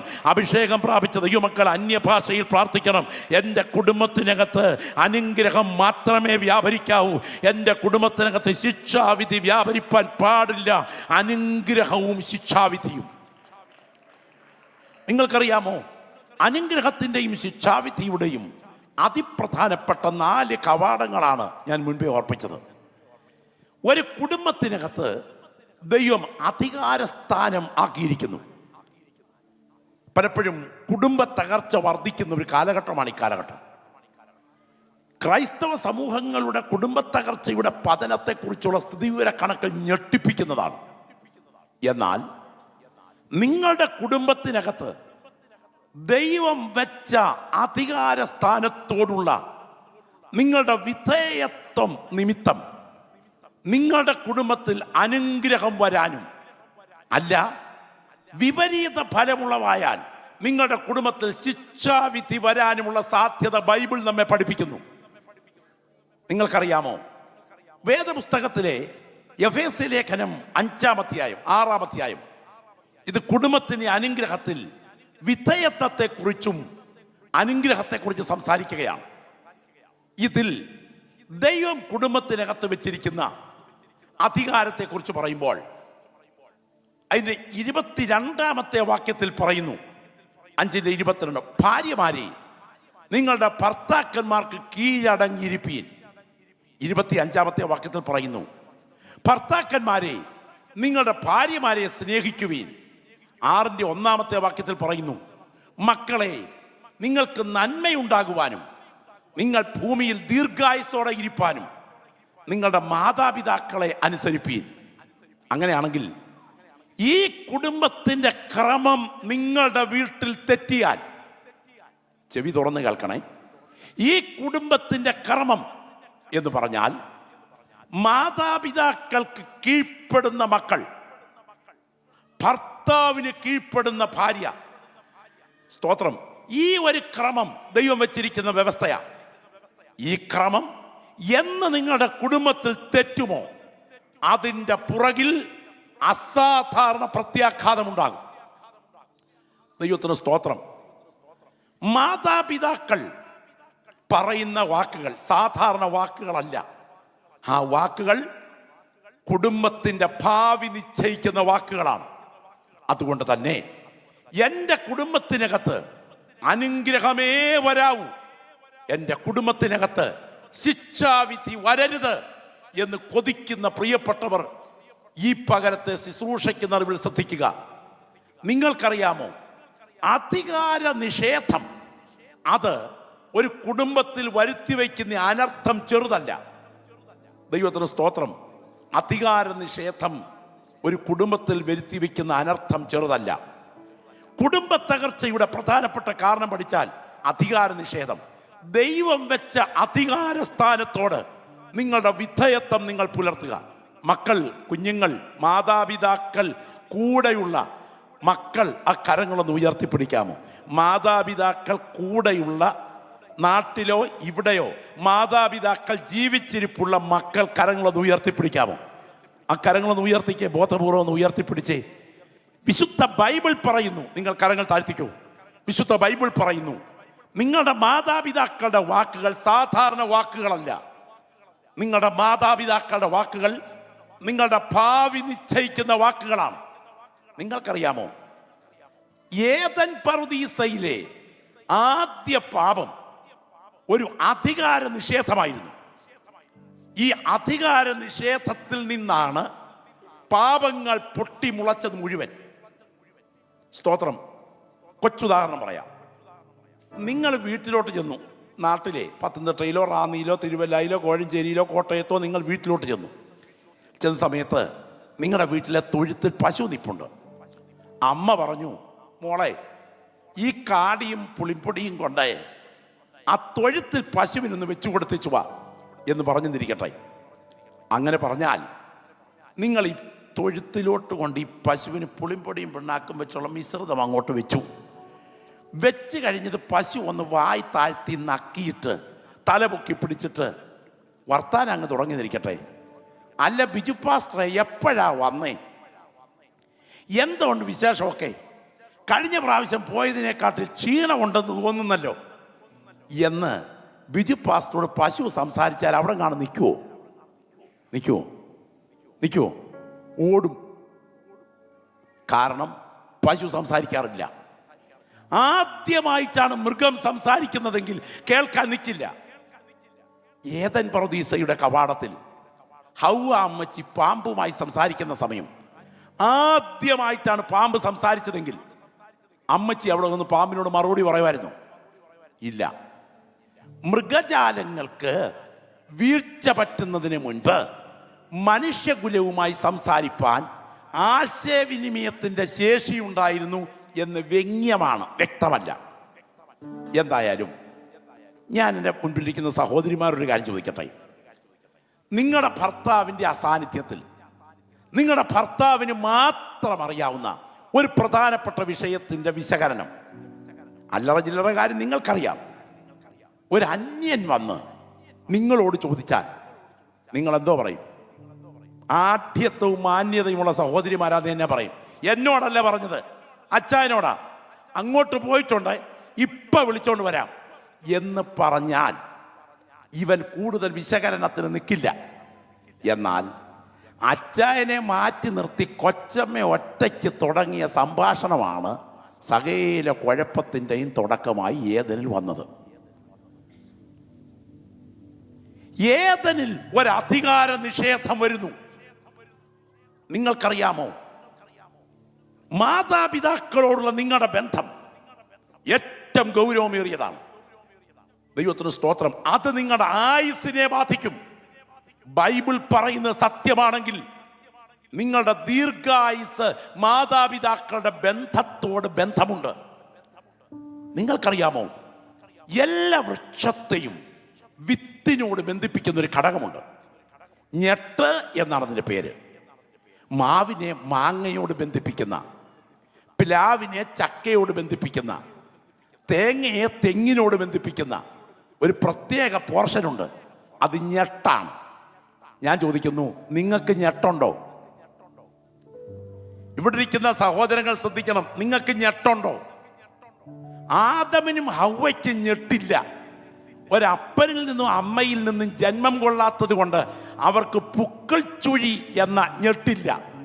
പക്ഷേ ആദമിനും ഹവ്വയ്ക്കും ശേഷമുള്ള മനുഷ്യകുലത്തിലെ സകല മനുഷ്യർക്കും ഞെട്ടുണ്ട്. സംശയമുണ്ടെങ്കിൽ നെഞ്ചിൻ കൂടിൻ്റെ ഒരു ചാൺ താഴെ വല്ലപ്പോഴും ഒന്ന് തപ്പി നോക്കണം. അത് ഞെട്ടാണ്. ആ ഞെട്ടു പറയുന്നു, ഇത് ഈ തേങ്ങ ഞെട്ടു പറയുന്നു തെങ്ങിൻ്റെ ഭാഗമായിരുന്നു. ഈ മാങ്ങ ഞെട്ടു പറയുന്നു മാവിൻ്റെ ഭാഗമായിരുന്നു. ഈ ചക്ക ഞെട്ടു പറയുന്നു പ്ലാവിൻ്റെ ഭാഗമായിരുന്നു. അങ്ങനെയാണെങ്കിൽ നിങ്ങളോട് നിങ്ങളുടെ പുക്കൾ ചുഴി പറയുന്നു, നിങ്ങൾ മറ്റൊരു വൃക്ഷത്തിന്റെ ഭാഗമായിരുന്നു.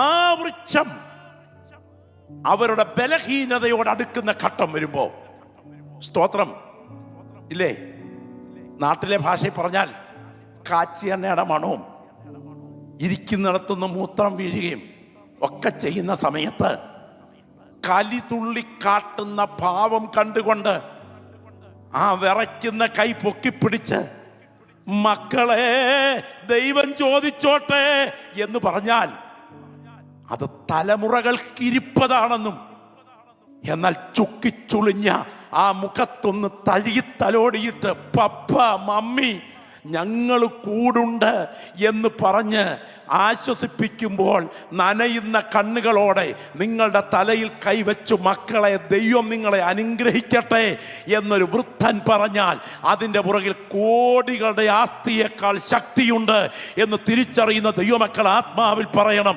മാതാപിതാക്കളുടെ അനുഗ്രഹത്തിൻ്റെ പുറകിൽ അനുഗ്രഹത്തിൻ്റെ ശക്തി വ്യാപരിക്കുന്നു. നിങ്ങൾ വളരെ ശ്രദ്ധയോടെ കേൾക്കണേ. ഇന്നേക്ക് ചില വർഷങ്ങൾക്ക് പുറകിൽ ഞാൻ ഒരു വീട്ടിൽ കയറി ചെല്ലുമ്പോൾ ആ വീട്ടിലെ മാതാവ് പറഞ്ഞ കാര്യം ഓർക്കുന്നു. മോനെ, 5 മക്കളാ, 5 ആൺമക്കളാ. നിലത്ത് വെച്ചാൽ ഉറുമ്പരിക്കും, തലയിൽ വെച്ചാൽ പേനരിക്കുമെന്ന മട്ടിലാണ് ഞാൻ വളർത്തിയത്. ഇളയ മകന് വിവാഹാലോചന വന്നപ്പോൾ എൻ്റെ മനസ്സിൽ മനോഹരമായ ആളത്വമുള്ളൊരു കുഞ്ഞിനെ വേണമെന്ന പ്രതീക്ഷയോടെ ഞാൻ നേതൃത്വം കൊടുത്തു. വിവാഹം കഴിച്ചു. വീട്ടിലെത്തിക്കഴിഞ്ഞപ്പോൾ കുറച്ച് നാൾ കഴിഞ്ഞപ്പോഴേക്കും ഭാവം മാറി. അങ്ങനെയാണല്ലോ. പണ്ടൊരാൾ പറഞ്ഞു, കയറി വന്ന സമയത്ത് സ്തോത്രം ഞാൻ അവളെ സ്നേഹിച്ചു നിർത്തി. ആ സമയം എൻ്റെ മോന് ഞാൻ ശ്രീദേവിയായിരുന്നു, ഇപ്പം ഞാൻ അവന് മൂദേവിയായിരുന്നു. എന്തായാലും വേണ്ടില്ല, നടന്ന സംഭവം കേൾക്കണോ? എന്നോട് പറഞ്ഞു, പാസ്റ്ററെ, ഞാൻ ഈ സ്റ്റെയർ കേസിന്റെ മുകൾ ഭാഗത്തിരിക്കുമ്പോൾ എൻ്റെ മകൻ ഒരു ദിവസം ചാടിക്കയറി ഇങ്ങോട്ട് വന്നു. ഞാൻ ചോദിച്ചു, എന്നിട്ടാ? എൻ്റെ കഴുത്തിന് കയറി പിടിച്ചു. ആ കഴുത്തിൽ ഞെക്കിക്കൊണ്ട് അവൻ എന്നെ എഴുന്നേൽപ്പിച്ചു. ഞാൻ തരിച്ചിത് കേട്ടുകൊണ്ടിരിക്കുക. സ്തോത്രം. എൻ്റെ വായിൽ നിന്ന് നാക്ക് ഒരു 3-4 ഇഞ്ച് പുറത്തേക്ക് താടി.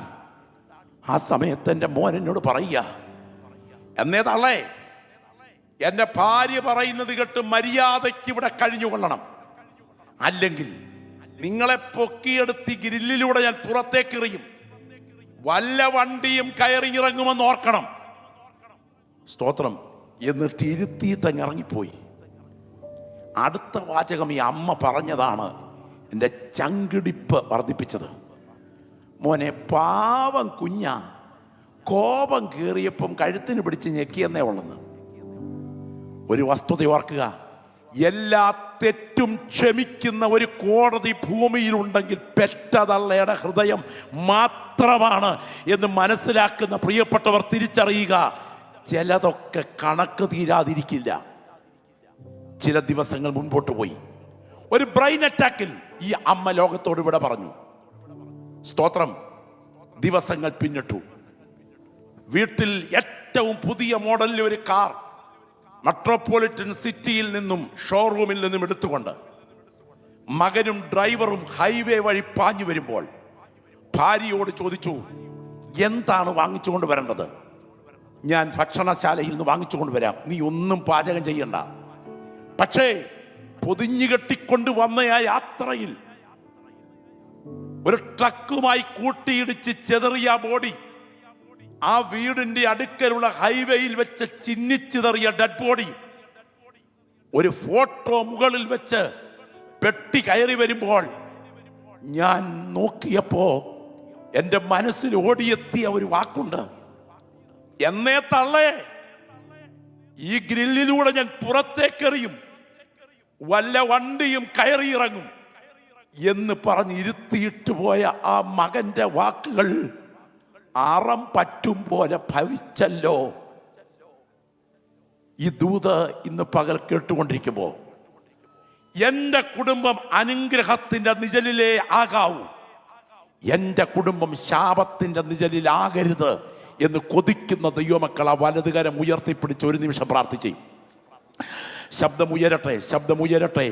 നിങ്ങൾ യേശുവേ എന്നൊന്ന് വാ തുറന്ന് ശബ്ദമുയർത്തി ആത്മാവിൽ പ്രാർത്ഥിക്കണം. എല്ലാ ദൈവമക്കളുടെയും നാവിൽ നിന്ന് പ്രാർത്ഥനയുടെ ശബ്ദം ഉയരണം.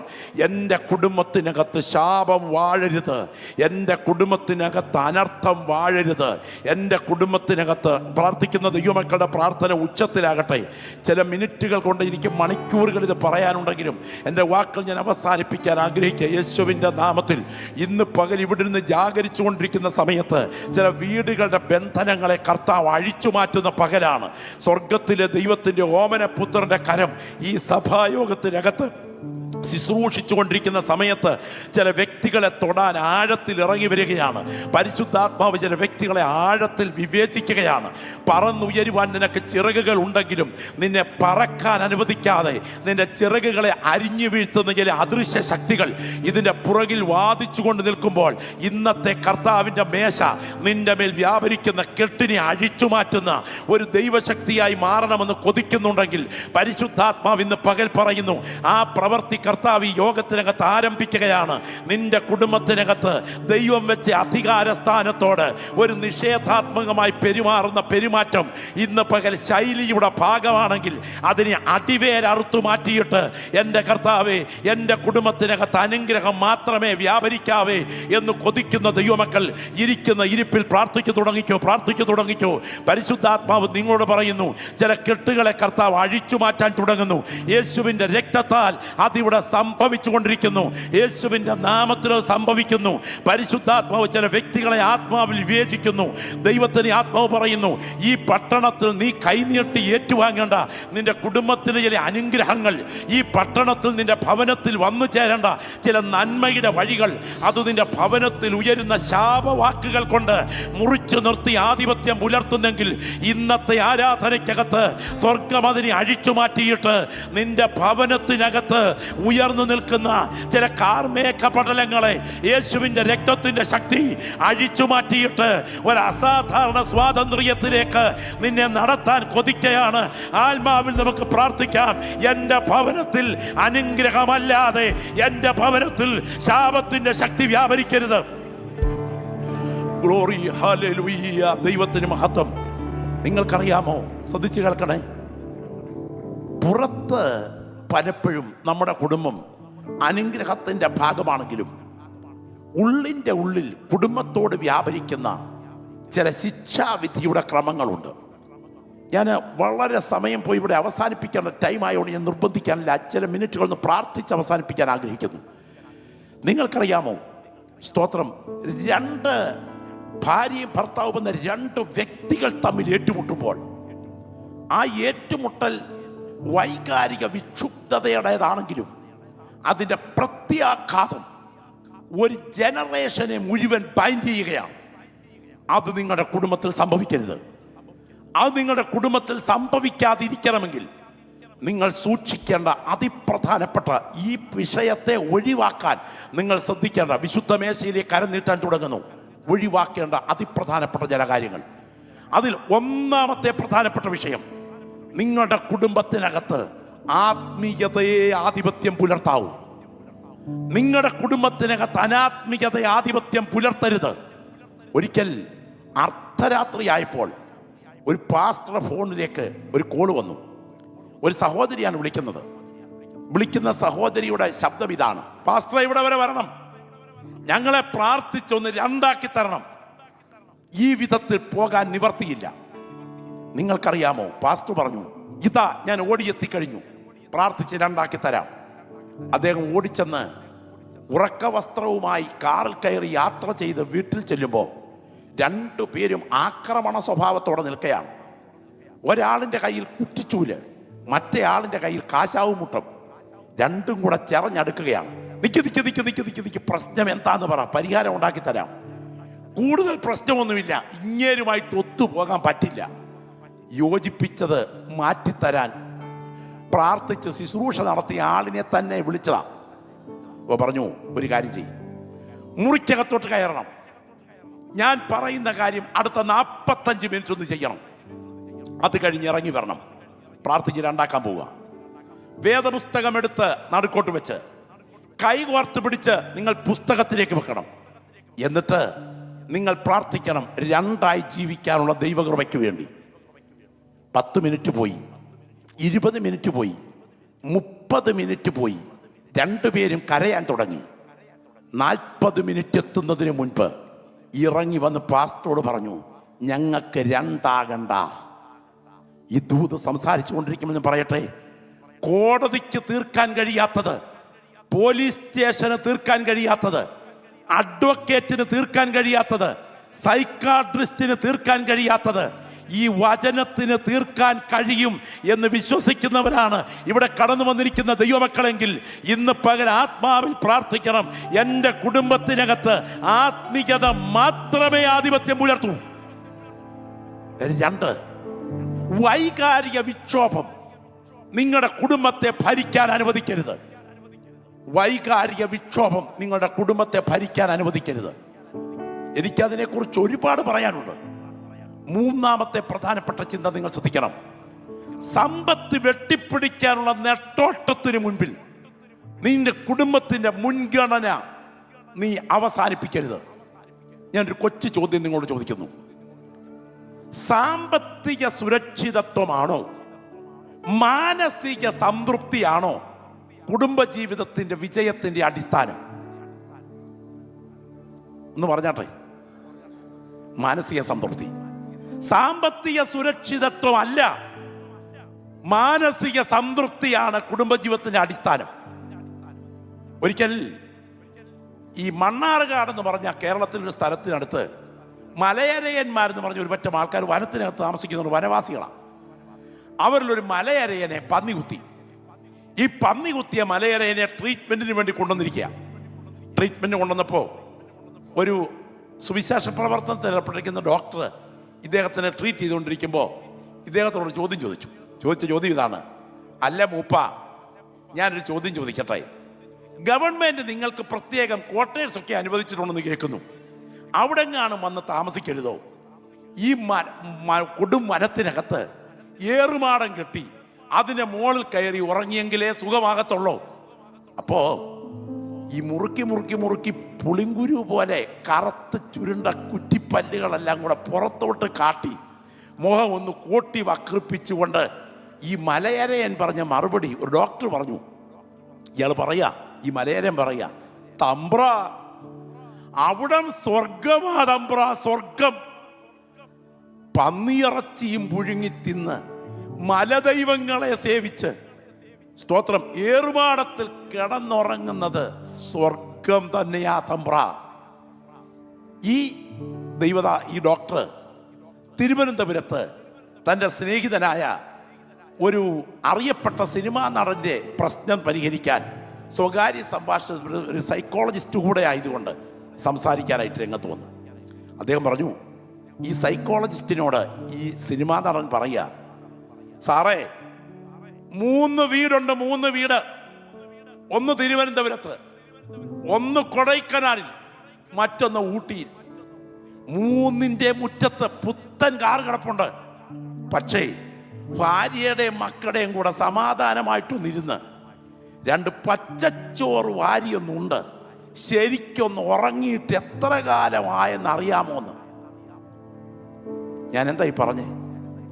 കൊടുംവനത്തിലെ കോടമഞ്ഞിനകത്ത് ഏറുമാടത്തിൽ പന്നിയെ പുഴുങ്ങിത്തിന്ന് ജീവിക്കുന്ന മലയരയന് സ്വർഗം. 3 വീടും കാറുമായി കഴിയുന്ന ഈ അറിയപ്പെട്ട അഭിനേതാവിന് ഒരു സമാധാനവും ഇല്ല.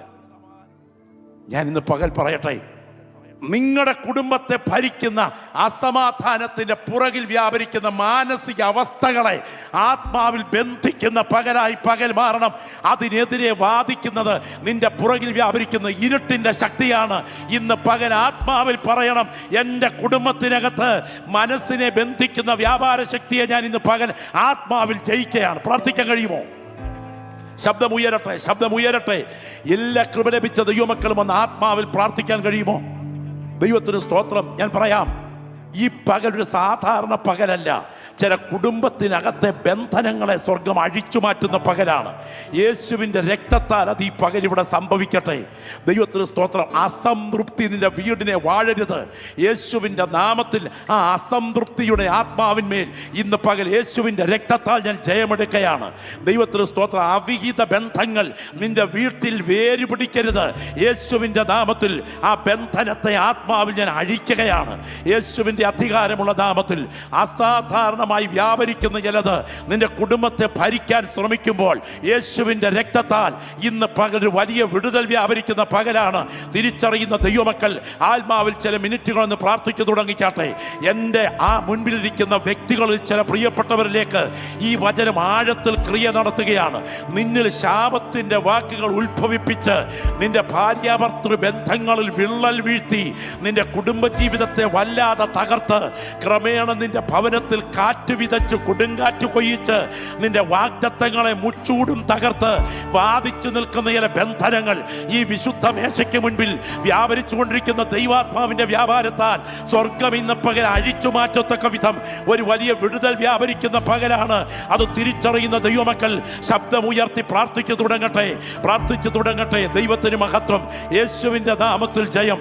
മേഘം പോലെ മൂടുന്ന ദൈവത്തിൻ്റെ തേജസ് ഈ ആരാധനയ്ക്കകത്ത് ബലത്തോടെ വ്യാപരിക്കുമ്പോൾ സ്വർഗം ഇന്ന് പകൽ പറയുന്നു, ചില കെട്ടുകളെ കർത്താവ് അഴിച്ചു മാറ്റുന്ന പകലാണ്. നിന്റെ ഭവനത്തിൽ ആധിപത്യം പുലർത്തുന്ന എല്ലാ ശിക്ഷാവിധിയുടെ ശക്തിയും യേശുവിൻ്റെ നാമത്തിൽ ഇന്ന് പകൽ അഴിയട്ടെ. Glory, glory, glory, glory, hallelujah.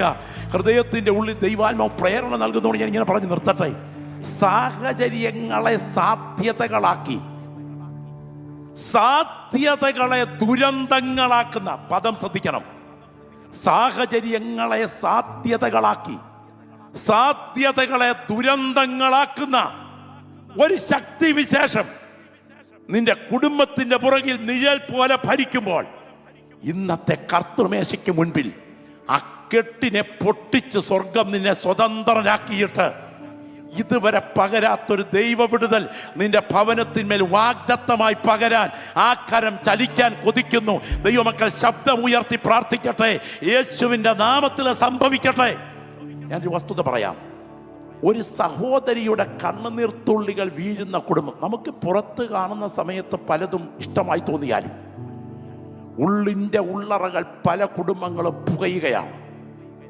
ഞാൻ ഓർക്കുന്നു, പ്രാർത്ഥനാ സംഘത്തിന് ഒരു സഹോദരി അയച്ച ഒരു കത്തുണ്ട്. ആ കത്ത് അറിയപ്പെട്ട ഒരു ആത്മീയ നിലവാരമുള്ള വ്യക്തിയുടെ വീട്ടിൽ നിന്ന് വന്ന കത്താണ്. ആ കത്തിലെ വസ്തുതകൾ ഇങ്ങനെ: റാന്നിയിലെ പ്രശസ്തമായ ഒരു തറവാട് കുടുംബം, ഒഴുകിക്കൊണ്ടിരിക്കുന്ന പമ്പാ നദിയുടെ കരയിൽ ബഹുനില ബംഗ്ലാവിൽ കഴിയുന്ന ഒരു സഹോദരി. അവൾ കുറിച്ച കത്തിങ്ങനെ: പാസ്റ്ററെ, ഈ കത്ത് കണ്ണുനീരിൽ കുതിർന്നാണ് എഴുതുന്നത്. ഒത്തിരി പ്രതീക്ഷയോടെയാണ് ഞാൻ എൻ്റെ പ്രിയപ്പെട്ടവന് കൈ കൊടുത്ത് വീട്ടിലെത്തിയത്. 3 കുഞ്ഞുങ്ങൾക്ക്, പെൺകുഞ്ഞുങ്ങൾക്ക് ജന്മം നൽകി കഴിഞ്ഞപ്പോൾ എനിക്ക് ചിലതെല്ലാം മനസ്സിലായി. എൻ്റെ ഭർത്താവിന് എന്നിൽ തന്നെയല്ല സന്തോഷിക്കാൻ കഴിയുന്നതെന്ന്. ഇല്ല, ഈ ജീവിതം മടുത്തത് കൊണ്ട് മരിക്കാൻ തീരുമാനിച്ചു. ആ സഹോദരി പറഞ്ഞു, ഞാൻ വീട്ടിന് പുറത്തേക്ക് പോകുമ്പോൾ നന്നായി വസ്ത്രം ധരിച്ച് അഭിനയിക്കുമെങ്കിലും ഉള്ളിൻ്റെ ഉള്ള് വല്ലാതെ പൊള്ളുകയായിരുന്നു. അന്നൊരിക്കൽ തീരുമാനിച്ചു മരിക്കാൻ. എൻ്റെ 3 കുഞ്ഞുങ്ങളെ കട്ടിൽ ഉറക്കി കിടത്തിയിട്ട് ഞാൻ വീടിൻ്റെ പിൻഭാഗത്തെ കതക് തുറന്ന് രാത്രി 2 മണിക്ക് ആറ്റുകടവിലേക്ക് നീങ്ങി. വീടിൻ്റെ പുറകിൽ കൂടെയാണ് പമ്പ ഒഴുകുന്നത്. ആറ്റുകടവിലെ കല്ലിലോട്ട് കയറി നിന്ന് വെള്ളത്തിലേക്ക് ചാടാൻ തുടങ്ങുമ്പോൾ എൻ്റെ ഇളയ കുഞ്ഞ് എഴുന്നേറ്റിരുന്ന് കരയുന്നത് പോലെ എനിക്ക് തോന്നി. ഞാൻ നിയന്ത്രണം വിട്ടോടി മുറിക്കകത്തോട്ട് കയറി ചെല്ലുമ്പോൾ മമ്മീ എന്ന് പറഞ്ഞുകൊണ്ട് എൻ്റെ കുഞ്ഞ് 2 കുഞ്ഞുങ്ങളുടെ മുൻപിൽ തപ്പിക്കൊണ്ട് കരയുകയാണ്. ഞാൻ ആ കുഞ്ഞുങ്ങളെ 3 പേരെയും വാരി പിടിച്ചുകൊണ്ടൊരു തീരുമാനമെടുത്തു. മക്കളെ, ഈ മമ്മി ഇനി ആത്മഹത്യ ചെയ്യില്ല. ഈ വീട്ടിൽ ഞാൻ കുടുംബജീവിതം അഭിനയിക്കും. കഴിഞ്ഞ 20 വർഷമായി ഞാൻ ഈ വീട്ടിൽ അഭിനയിക്കുന്നു. ഈ വചനം പങ്കുവെച്ചുകൊണ്ടിരിക്കുമ്പോൾ മണിക്കൂറുകൾ സംസാരിക്കാനുള്ള നിയോഗമുണ്ടെങ്കിലും ഈ ശുശ്രൂഷയ്ക്ക് നടുവിൽ ഭർത്താവാകട്ടെ ഭാര്യയാകട്ടെ ഉള്ളുകൊണ്ട് യോജിക്കാതെ ദൈവം വെച്ച അധികാര സ്ഥാനത്തെ കാറ്റിൽ പറത്തിക്കൊണ്ട് ആത്മീയ ശുശ്രൂഷകളിൽ അഭിനയിക്കുകയാണെങ്കിൽ ആ കെട്ടഴിച്ചു മാറ്റിയിട്ട് ഇതുവരെ കാണാത്തൊരു ദൈവിക സ്വാതന്ത്ര്യത്തിലേക്ക് നിന്റെ കുടുംബത്തെ നടത്താൻ യേശുവിൻ്റെ കരം ബലത്തോടെ ചലിക്കുകയാണ്. ഇരിക്കുന്ന സകല ദൈവമക്കളും കരങ്ങളൊന്ന് ഉയർത്തിപ്പിടിച്ച് ശബ്ദം ഉയർത്തി പ്രാർത്ഥിച്ചേ. Glory, hallelujah. ശബ്ദം ഉയരട്ടെ. 1-2 മിനിറ്റ് പ്രാർത്ഥനയൊന്ന് ഉയരട്ടെ. രക്തത്താൽ ജയം. ഞാൻ പ്രവചന നിയോഗത്തോടെ സംസാരിച്ച ഫാമിലി മീറ്റിങ്ങുകളുണ്ട്. ആ ഫാമിലി മീറ്റിങ്ങുകളിൽ എഴുന്നേറ്റ് വന്നിട്ട് അലറിക്കരഞ്ഞുകൊണ്ട് കർത്തൃസന്നിധിയിൽ സംസാരിച്ച രംഗങ്ങളുണ്ട്. ഞാൻ ഇന്ന് പകൽ പറയാം, എൻ്റെ ഹൃദയത്തോട് രാവിലെ സമയം പ്രാർത്ഥിച്ചുകൊണ്ടിരിക്കുമ്പോൾ ദൈവാത്മാവിൻ്റെ നിയോഗം എനിക്കുണ്ടായി. ഈ ആരാധനയ്ക്കകത്ത് ചില കെട്ടുകളെ കർത്താവ് അഴിച്ചു മാറ്റുന്ന പകലാണ്. നിന്റെ കുടുംബത്തെ നാളുകളായി ഭരിക്കുന്ന ചില ആധിപത്യങ്ങൾ യേശുവിൻ്റെ നാമത്തിൽ ആത്മാവിൽ അഴിയാൻ കൊതിക്കുന്നുണ്ടെങ്കിൽ 1 മിനിറ്റ് എഴുന്നേറ്റു നിന്ന് ചില മിനിറ്റുകൾ ജാഗരിച്ച് പ്രാർത്ഥിക്കാൻ പോകുകയാണ്. ആ 2 കൈകളും കർത്താവിങ്കിലേക്ക് ഒന്ന് ഉയർത്തിപ്പിടിച്ചുകൊണ്ട് ശബ്ദം ഉയർത്തി പ്രാർത്ഥിച്ചു തുടങ്ങിക്കുക. ശബ്ദം ഉയരട്ടെ. ഒരു വാ പോലും അടയരുത്. നിസ്സംഗതയോടെ ഇതിനകത്ത് നിൽക്കരുത്. എല്ലാ പ്രിയപ്പെട്ടവരും 2 കരങ്ങളും ഒന്ന് ഉയർത്തിപ്പിടിച്ച് പ്രാർത്ഥിക്കണം. ശബ്ദം ഉയരട്ടെ. യേശുവിൻ്റെ അധികാരമുള്ള നാമത്തിൽ നിങ്ങളുടെ ഭവനത്തിൽ സമാധാനം വിളയാൻ അനുവദിക്കാതെ, നിങ്ങളുടെ കുടുംബത്തിന് അസ്വസ്ഥത പകരത്തക്ക വിധത്തിൽ, നിങ്ങളുടെ കുടുംബത്തിന് ആത്മീയ ഐക്യതയെ തകർത്തുകൊണ്ട് വാദിക്കുന്ന ചില ബന്ധനങ്ങൾ ഈ പ്രാർത്ഥന നടന്നുകൊണ്ടിരിക്കുന്ന സമയം ഈ സഭായോഗത്തിൽ സ്വർഗം അഴിച്ചു മാറ്റിയിട്ട് ഇതുവരെ കണ്ടിട്ടില്ലാത്ത ചില അനുഗ്രഹങ്ങൾ നിങ്ങളുടെ വീട്ടിലേക്ക് ഒഴുകി ഇറങ്ങത്തക്ക വിധം എൻ്റെ ദൈവത്തിൻ്റെ കരം ഉയരാൻ തുടങ്ങുന്നു. ഈ വിശുദ്ധ മേശ ഒരു പുതിയ അധ്യായത്തിന്റെ തുടക്കമാണ്. കരങ്ങൾ ഉയർത്തി പ്രാർത്ഥിച്ചു തുടങ്ങിക്കാട്ടെ. ദൈവത്തിന് മഹത്വം. ശബ്ദം ഉയരട്ടെ. അഭിഷേകം പ്രാപിച്ച ദൈവമക്കൾ അന്യഭാഷയിൽ പ്രാർത്ഥിച്ചു തുടങ്ങിക്കാട്ടെ. പരിശുദ്ധാത്മാവ് ചില വീടുകളുടെ നിയന്ത്രണം ഇന്ന് പകൽ ഏറ്റെടുക്കുകയാണ്. പുറത്തെൻ്റെ ഭർത്താവ് നല്ലവനാണ്, മറ്റുള്ളവർക്ക് മുൻപിൽ ആകർഷണീയമായി ഇടപെടുന്നവനാണ്. പക്ഷെ എനിക്കും എൻ്റെ കുഞ്ഞുങ്ങൾക്കും അദ്ദേഹം വിരുദ്ധമാണ്. പുറത്തെൻ്റെ ഭാര്യ നല്ലവളാണ്, ആകർഷണീയ ആത്മീയമായി ഇടപെടുന്നവളാണ്. പക്ഷെ എനിക്കും എൻ്റെ കുടുംബത്തിനും അതൊരു മുള്ളാണ്. വാദിക്കുന്ന ചില വിഷയങ്ങൾ അധികം താമസിക്കാതെ നിന്റെ കുടുംബത്തെ കെട്ടോടെ തകർക്കത്തക്ക വിധം ഇന്ന് പകൽ യേശുവിന്റെ നാമത്തിൽ ആ ബന്ധനത്തെ സ്വർഗം അഴിച്ചു മാറ്റിയിട്ട് ചില സ്വാതന്ത്ര്യങ്ങൾ ആരംഭിക്കുന്ന ഒരു പകലായി പകൽ തീരാൻ തുടങ്ങുന്നത് തിരിച്ചറിയുന്ന ദൈവമക്കൾ രണ്ട് കരവും ഉയർത്തി പിടിച്ചുകൊണ്ട് യേശുവേ എന്ന ഒന്ന് ശബ്ദം ഉയർത്തി പ്രാർത്ഥിച്ചേ. Glory glory glory. പ്രാർത്ഥന ഉയരട്ടെ, പ്രാർത്ഥന ഉയരട്ടെ. ഇതിനകത്ത് നിൽക്കുന്ന ദൈവദാസന്മാർ അന്യഭാഷയിൽ പ്രാർത്ഥിച്ചു തുടങ്ങിക്കാട്ടെ. ഇതിനകത്ത് നിൽക്കുന്ന ദൈവദാസന്മാർ അന്യഭാഷയിൽ പ്രാർത്ഥിച്ചു തുടങ്ങിക്കാട്ടെ. ഈ വിശുദ്ധ മേശ നിങ്ങളുടെ കൈകളിലേക്ക് വരുന്നതിന് മുൻപ് നിങ്ങളുടെ കുടുംബത്തിനകത്തെ ദൈവത്തിന്റെ ക്രമം തകർത്താൽ പിശാച് കൈകൊട്ടിച്ചിരിക്കയാണ്. നിങ്ങളുടെ കുടുംബത്തിനകത്തെ ദൈവിക ക്രമം തകർക്കുക, ഇതാണ് സാത്താൻ ഉദ്ദേശിക്കുന്ന പ്രധാനപ്പെട്ട കാര്യം. യേശുവിന്റെ നാമത്തിൽ ആ ക്രമം തകരരുത്. ദൈവം വെച്ചിരിക്കുന്ന ക്രമം തകരരുത്. യേശുവിന്റെ നാമത്തിൽ ദൈവം നിങ്ങളുടെ കുടുംബത്തിനകത്ത് വെച്ചിരിക്കുന്ന ദൈവിക ക്രമം തകരരുത്. സ്നേഹിക്കുന്ന ഒരു ഭർത്താവ്, കീഴ്പ്പെടുന്ന ഒരു ഭാര്യ, അനുസരിക്കുന്ന ഒരു മക്കൾ, തലമുറകൾക്കകത്ത് വാദിക്കുന്ന ക്രമം തകർത്തിട്ട് ഉയർത്തിക്കഴിഞ്ഞാൽ അതിന്റെ പരിണിത ഫലം ദുരന്തമാണ്. ഗ്ലോറി. അക്കരം രണ്ടും നെഞ്ചോടൊന്ന് ചേർത്ത് വെച്ച് ഗ്ലോറി. ഹല്ലേലൂയ. നിങ്ങളുടെ കണ്ണൊന്ന് തുറക്കണം. ഈ ഒന്ന് കണ്ണു തുറന്നേ. ഈ വേദപുസ്തകത്തിന്റെ ആദ്യത്തെ പേജുകളിൽ സാത്താൻ ആക്രമിച്ചത് ഒരു സഭയല്ല, ഒരു കുടുംബത്തെയാണ്. കുടുംബം തകർത്താൽ ബാക്കി മുഴുവൻ തകരും. പ്രാതികൂല്യം കളത്രസ്യ നരകാ നാസ്തി സംഭവ. മലയാള ഭാഷയാണ്. കുടുംബത്തിനകത്ത് പ്രതികൂലം തുടങ്ങിയാൽ വീട്ടിൽ നരകം ഉറപ്പ്. എന്നാൽ ഇന്ന് പകൽ ആ കെട്ടിനെ മുഴുവൻ അഴിക്കാൻ കഴിവുള്ള ദൈവശക്തിയാണ് ഈ പ്രാർത്ഥനയ്ക്ക് നടുവിൽ ബലത്തോടെ വ്യാപരിക്കുന്നതെങ്കിൽ ആത്മാവിൽ പ്രാർത്ഥിക്കണം. എൻ്റെ കുടുംബത്തിനകത്ത് ദൈവിക ക്രമം തകരാൻ പാടില്ല. പ്രാർത്ഥിക്കാട്ടെ, ശബ്ദം ഉയരട്ടെ, ശക്തിയോടെ പ്രാർത്ഥിച്ചു തുടങ്ങിക്കാട്ടെ. ഈ വിശുദ്ധ മേശ നിങ്ങളുടെ കൈകളിലേക്ക് വരാൻ തുടങ്ങുന്നു. നിങ്ങളുടെ കുടുംബത്തിന്റെ പുറകിൽ അനുഗ്രഹം വ്യാപരിക്കണം. ഗ്ലോറി. പാസ്റ്ററെ, എനിക്ക് പ്രാർത്ഥന വേണം. എൻ്റെ കുടുംബത്തിൽ ശിക്ഷാവിധി വ്യാപരിക്കരുത്. എൻ്റെ കുടുംബത്തിൽ അനുഗ്രഹം മാത്രമേ വ്യാപരിക്കാവൂ. ഈ ശുശ്രൂഷയ്ക്ക് നടുവിൽ ഞാൻ യുവാക്കന്മാരായ ആളുകളുടെ മധ്യത്തിൽ ഒരു വാക്ക് എൻ്റെ അനുഭവത്തിൽ നിന്ന് പറഞ്ഞ് അവസാനിപ്പിക്കാം. ഡോക്ടേഴ്സ് ഇവിടെയുണ്ട്. ഞാൻ കണ്ട അസാധാരണമായൊരു സംഭവം പറഞ്ഞു നിർത്തുകയാണ്. വിവാഹത്തിൽ ഭാര്യ ഭർത്താക്കന്മാർ ചെയ്യുന്ന ഉടമ്പടി ഓർമ്മയുണ്ടോ? നിങ്ങളൊക്കെ കൈപിടിച്ച് ഉടമ്പടി ചെയ്തവരല്ലേ? സുഖത്തിലും ദുഃഖത്തിലും സന്തോഷത്തിലും സന്താപത്തിലും രോഗത്തിലും ആരോഗ്യത്തിലും സമ്പത്തിലും ദാരിദ്ര്യത്തിലും ദൈവമായ കർത്താവ് അനുവദിക്കുന്ന ഏത് ജീവിത സാഹചര്യത്തിലും ഞാൻ നിന്നെ സ്നേഹിച്ചും ഞാൻ നിനക്ക് കീഴ്പ്പെട്ടും എന്ന് പറഞ്ഞുകൊണ്ട് ആരംഭിക്കുന്ന ഉടമ്പടിയില്ലേ? പക്ഷേ വിവാഹം കഴിഞ്ഞിട്ട് ദിവസങ്ങൾ കഴിയുന്നതോടെ അമ്പലത്തിലെ പൂച്ചയ്ക്ക് തേവരെ പേടിയില്ലെന്ന് കേട്ടിട്ടില്ലേ?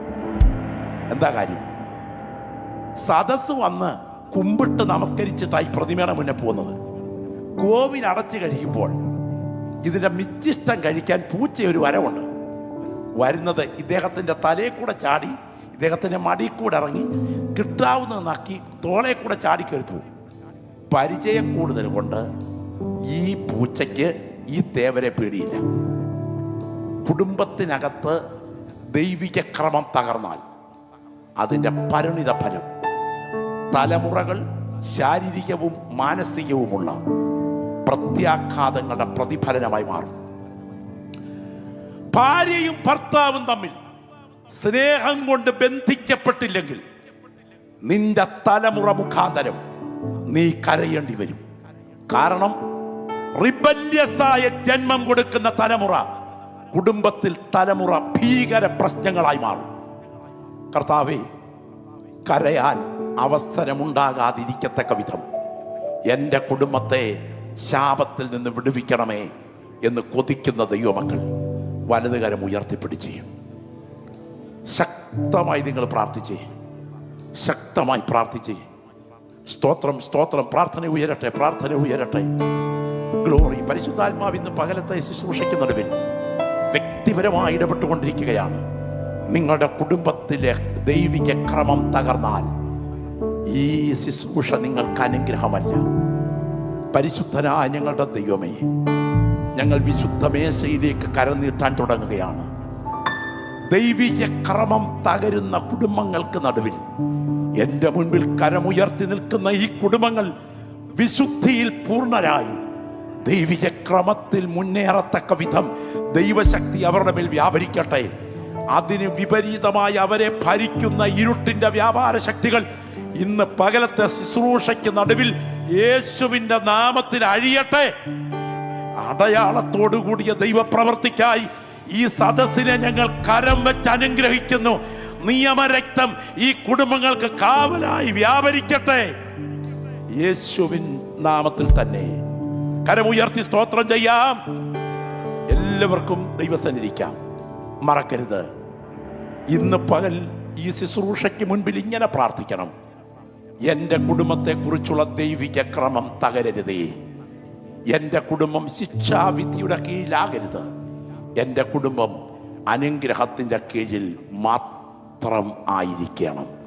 ശുശ്രൂഷയ്ക്ക് അവസരമൊരുക്കിയ ബഹുമാന്യ കർത്തൃദാസൻ, ഈ ദിവസങ്ങൾ ദൈവത്തിൻ്റെ വചനം പങ്കുവയ്ക്കാൻ അവസരമൊരുക്കിയ ക്രമീകരണങ്ങൾ, വിശേഷിച്ച് ഞാൻ പാർക്കാൻ ദൈവഭൃത്യനെ ഒരുക്കിയ പ്രിയപ്പെട്ട മകൻ ജെഫിയുടെ കുടുംബം, ആ കുടുംബത്തിലെ കർത്താവിൻ്റെ ദാസൻ്റെയും ദാസിയുടെയും ഏറ്റവും സ്നേഹപൂർണമായ പരിചരണം, അവരുടെ ആത്മാർത്ഥത, മുൻപേ ആരും ഓർപ്പിച്ചതുപോലെ അബ്രഹാം കൂടാരവളപ്പിൽ ദൂതന്മാർക്കെടുത്ത അളവ് 30 ലക്ഷത്തിന് മരുഭൂമിയിൽ തിരിച്ചളന്ന ദൈവം നിങ്ങളുടെ കുടുംബങ്ങൾ കർത്താവിൻ്റെ നാമത്തോട് ചെയ്യുന്ന സ്നേഹത്തിന് തിരിച്ചളവ് മടിയിൽ തടന്ന് മാനിക്കട്ടെ.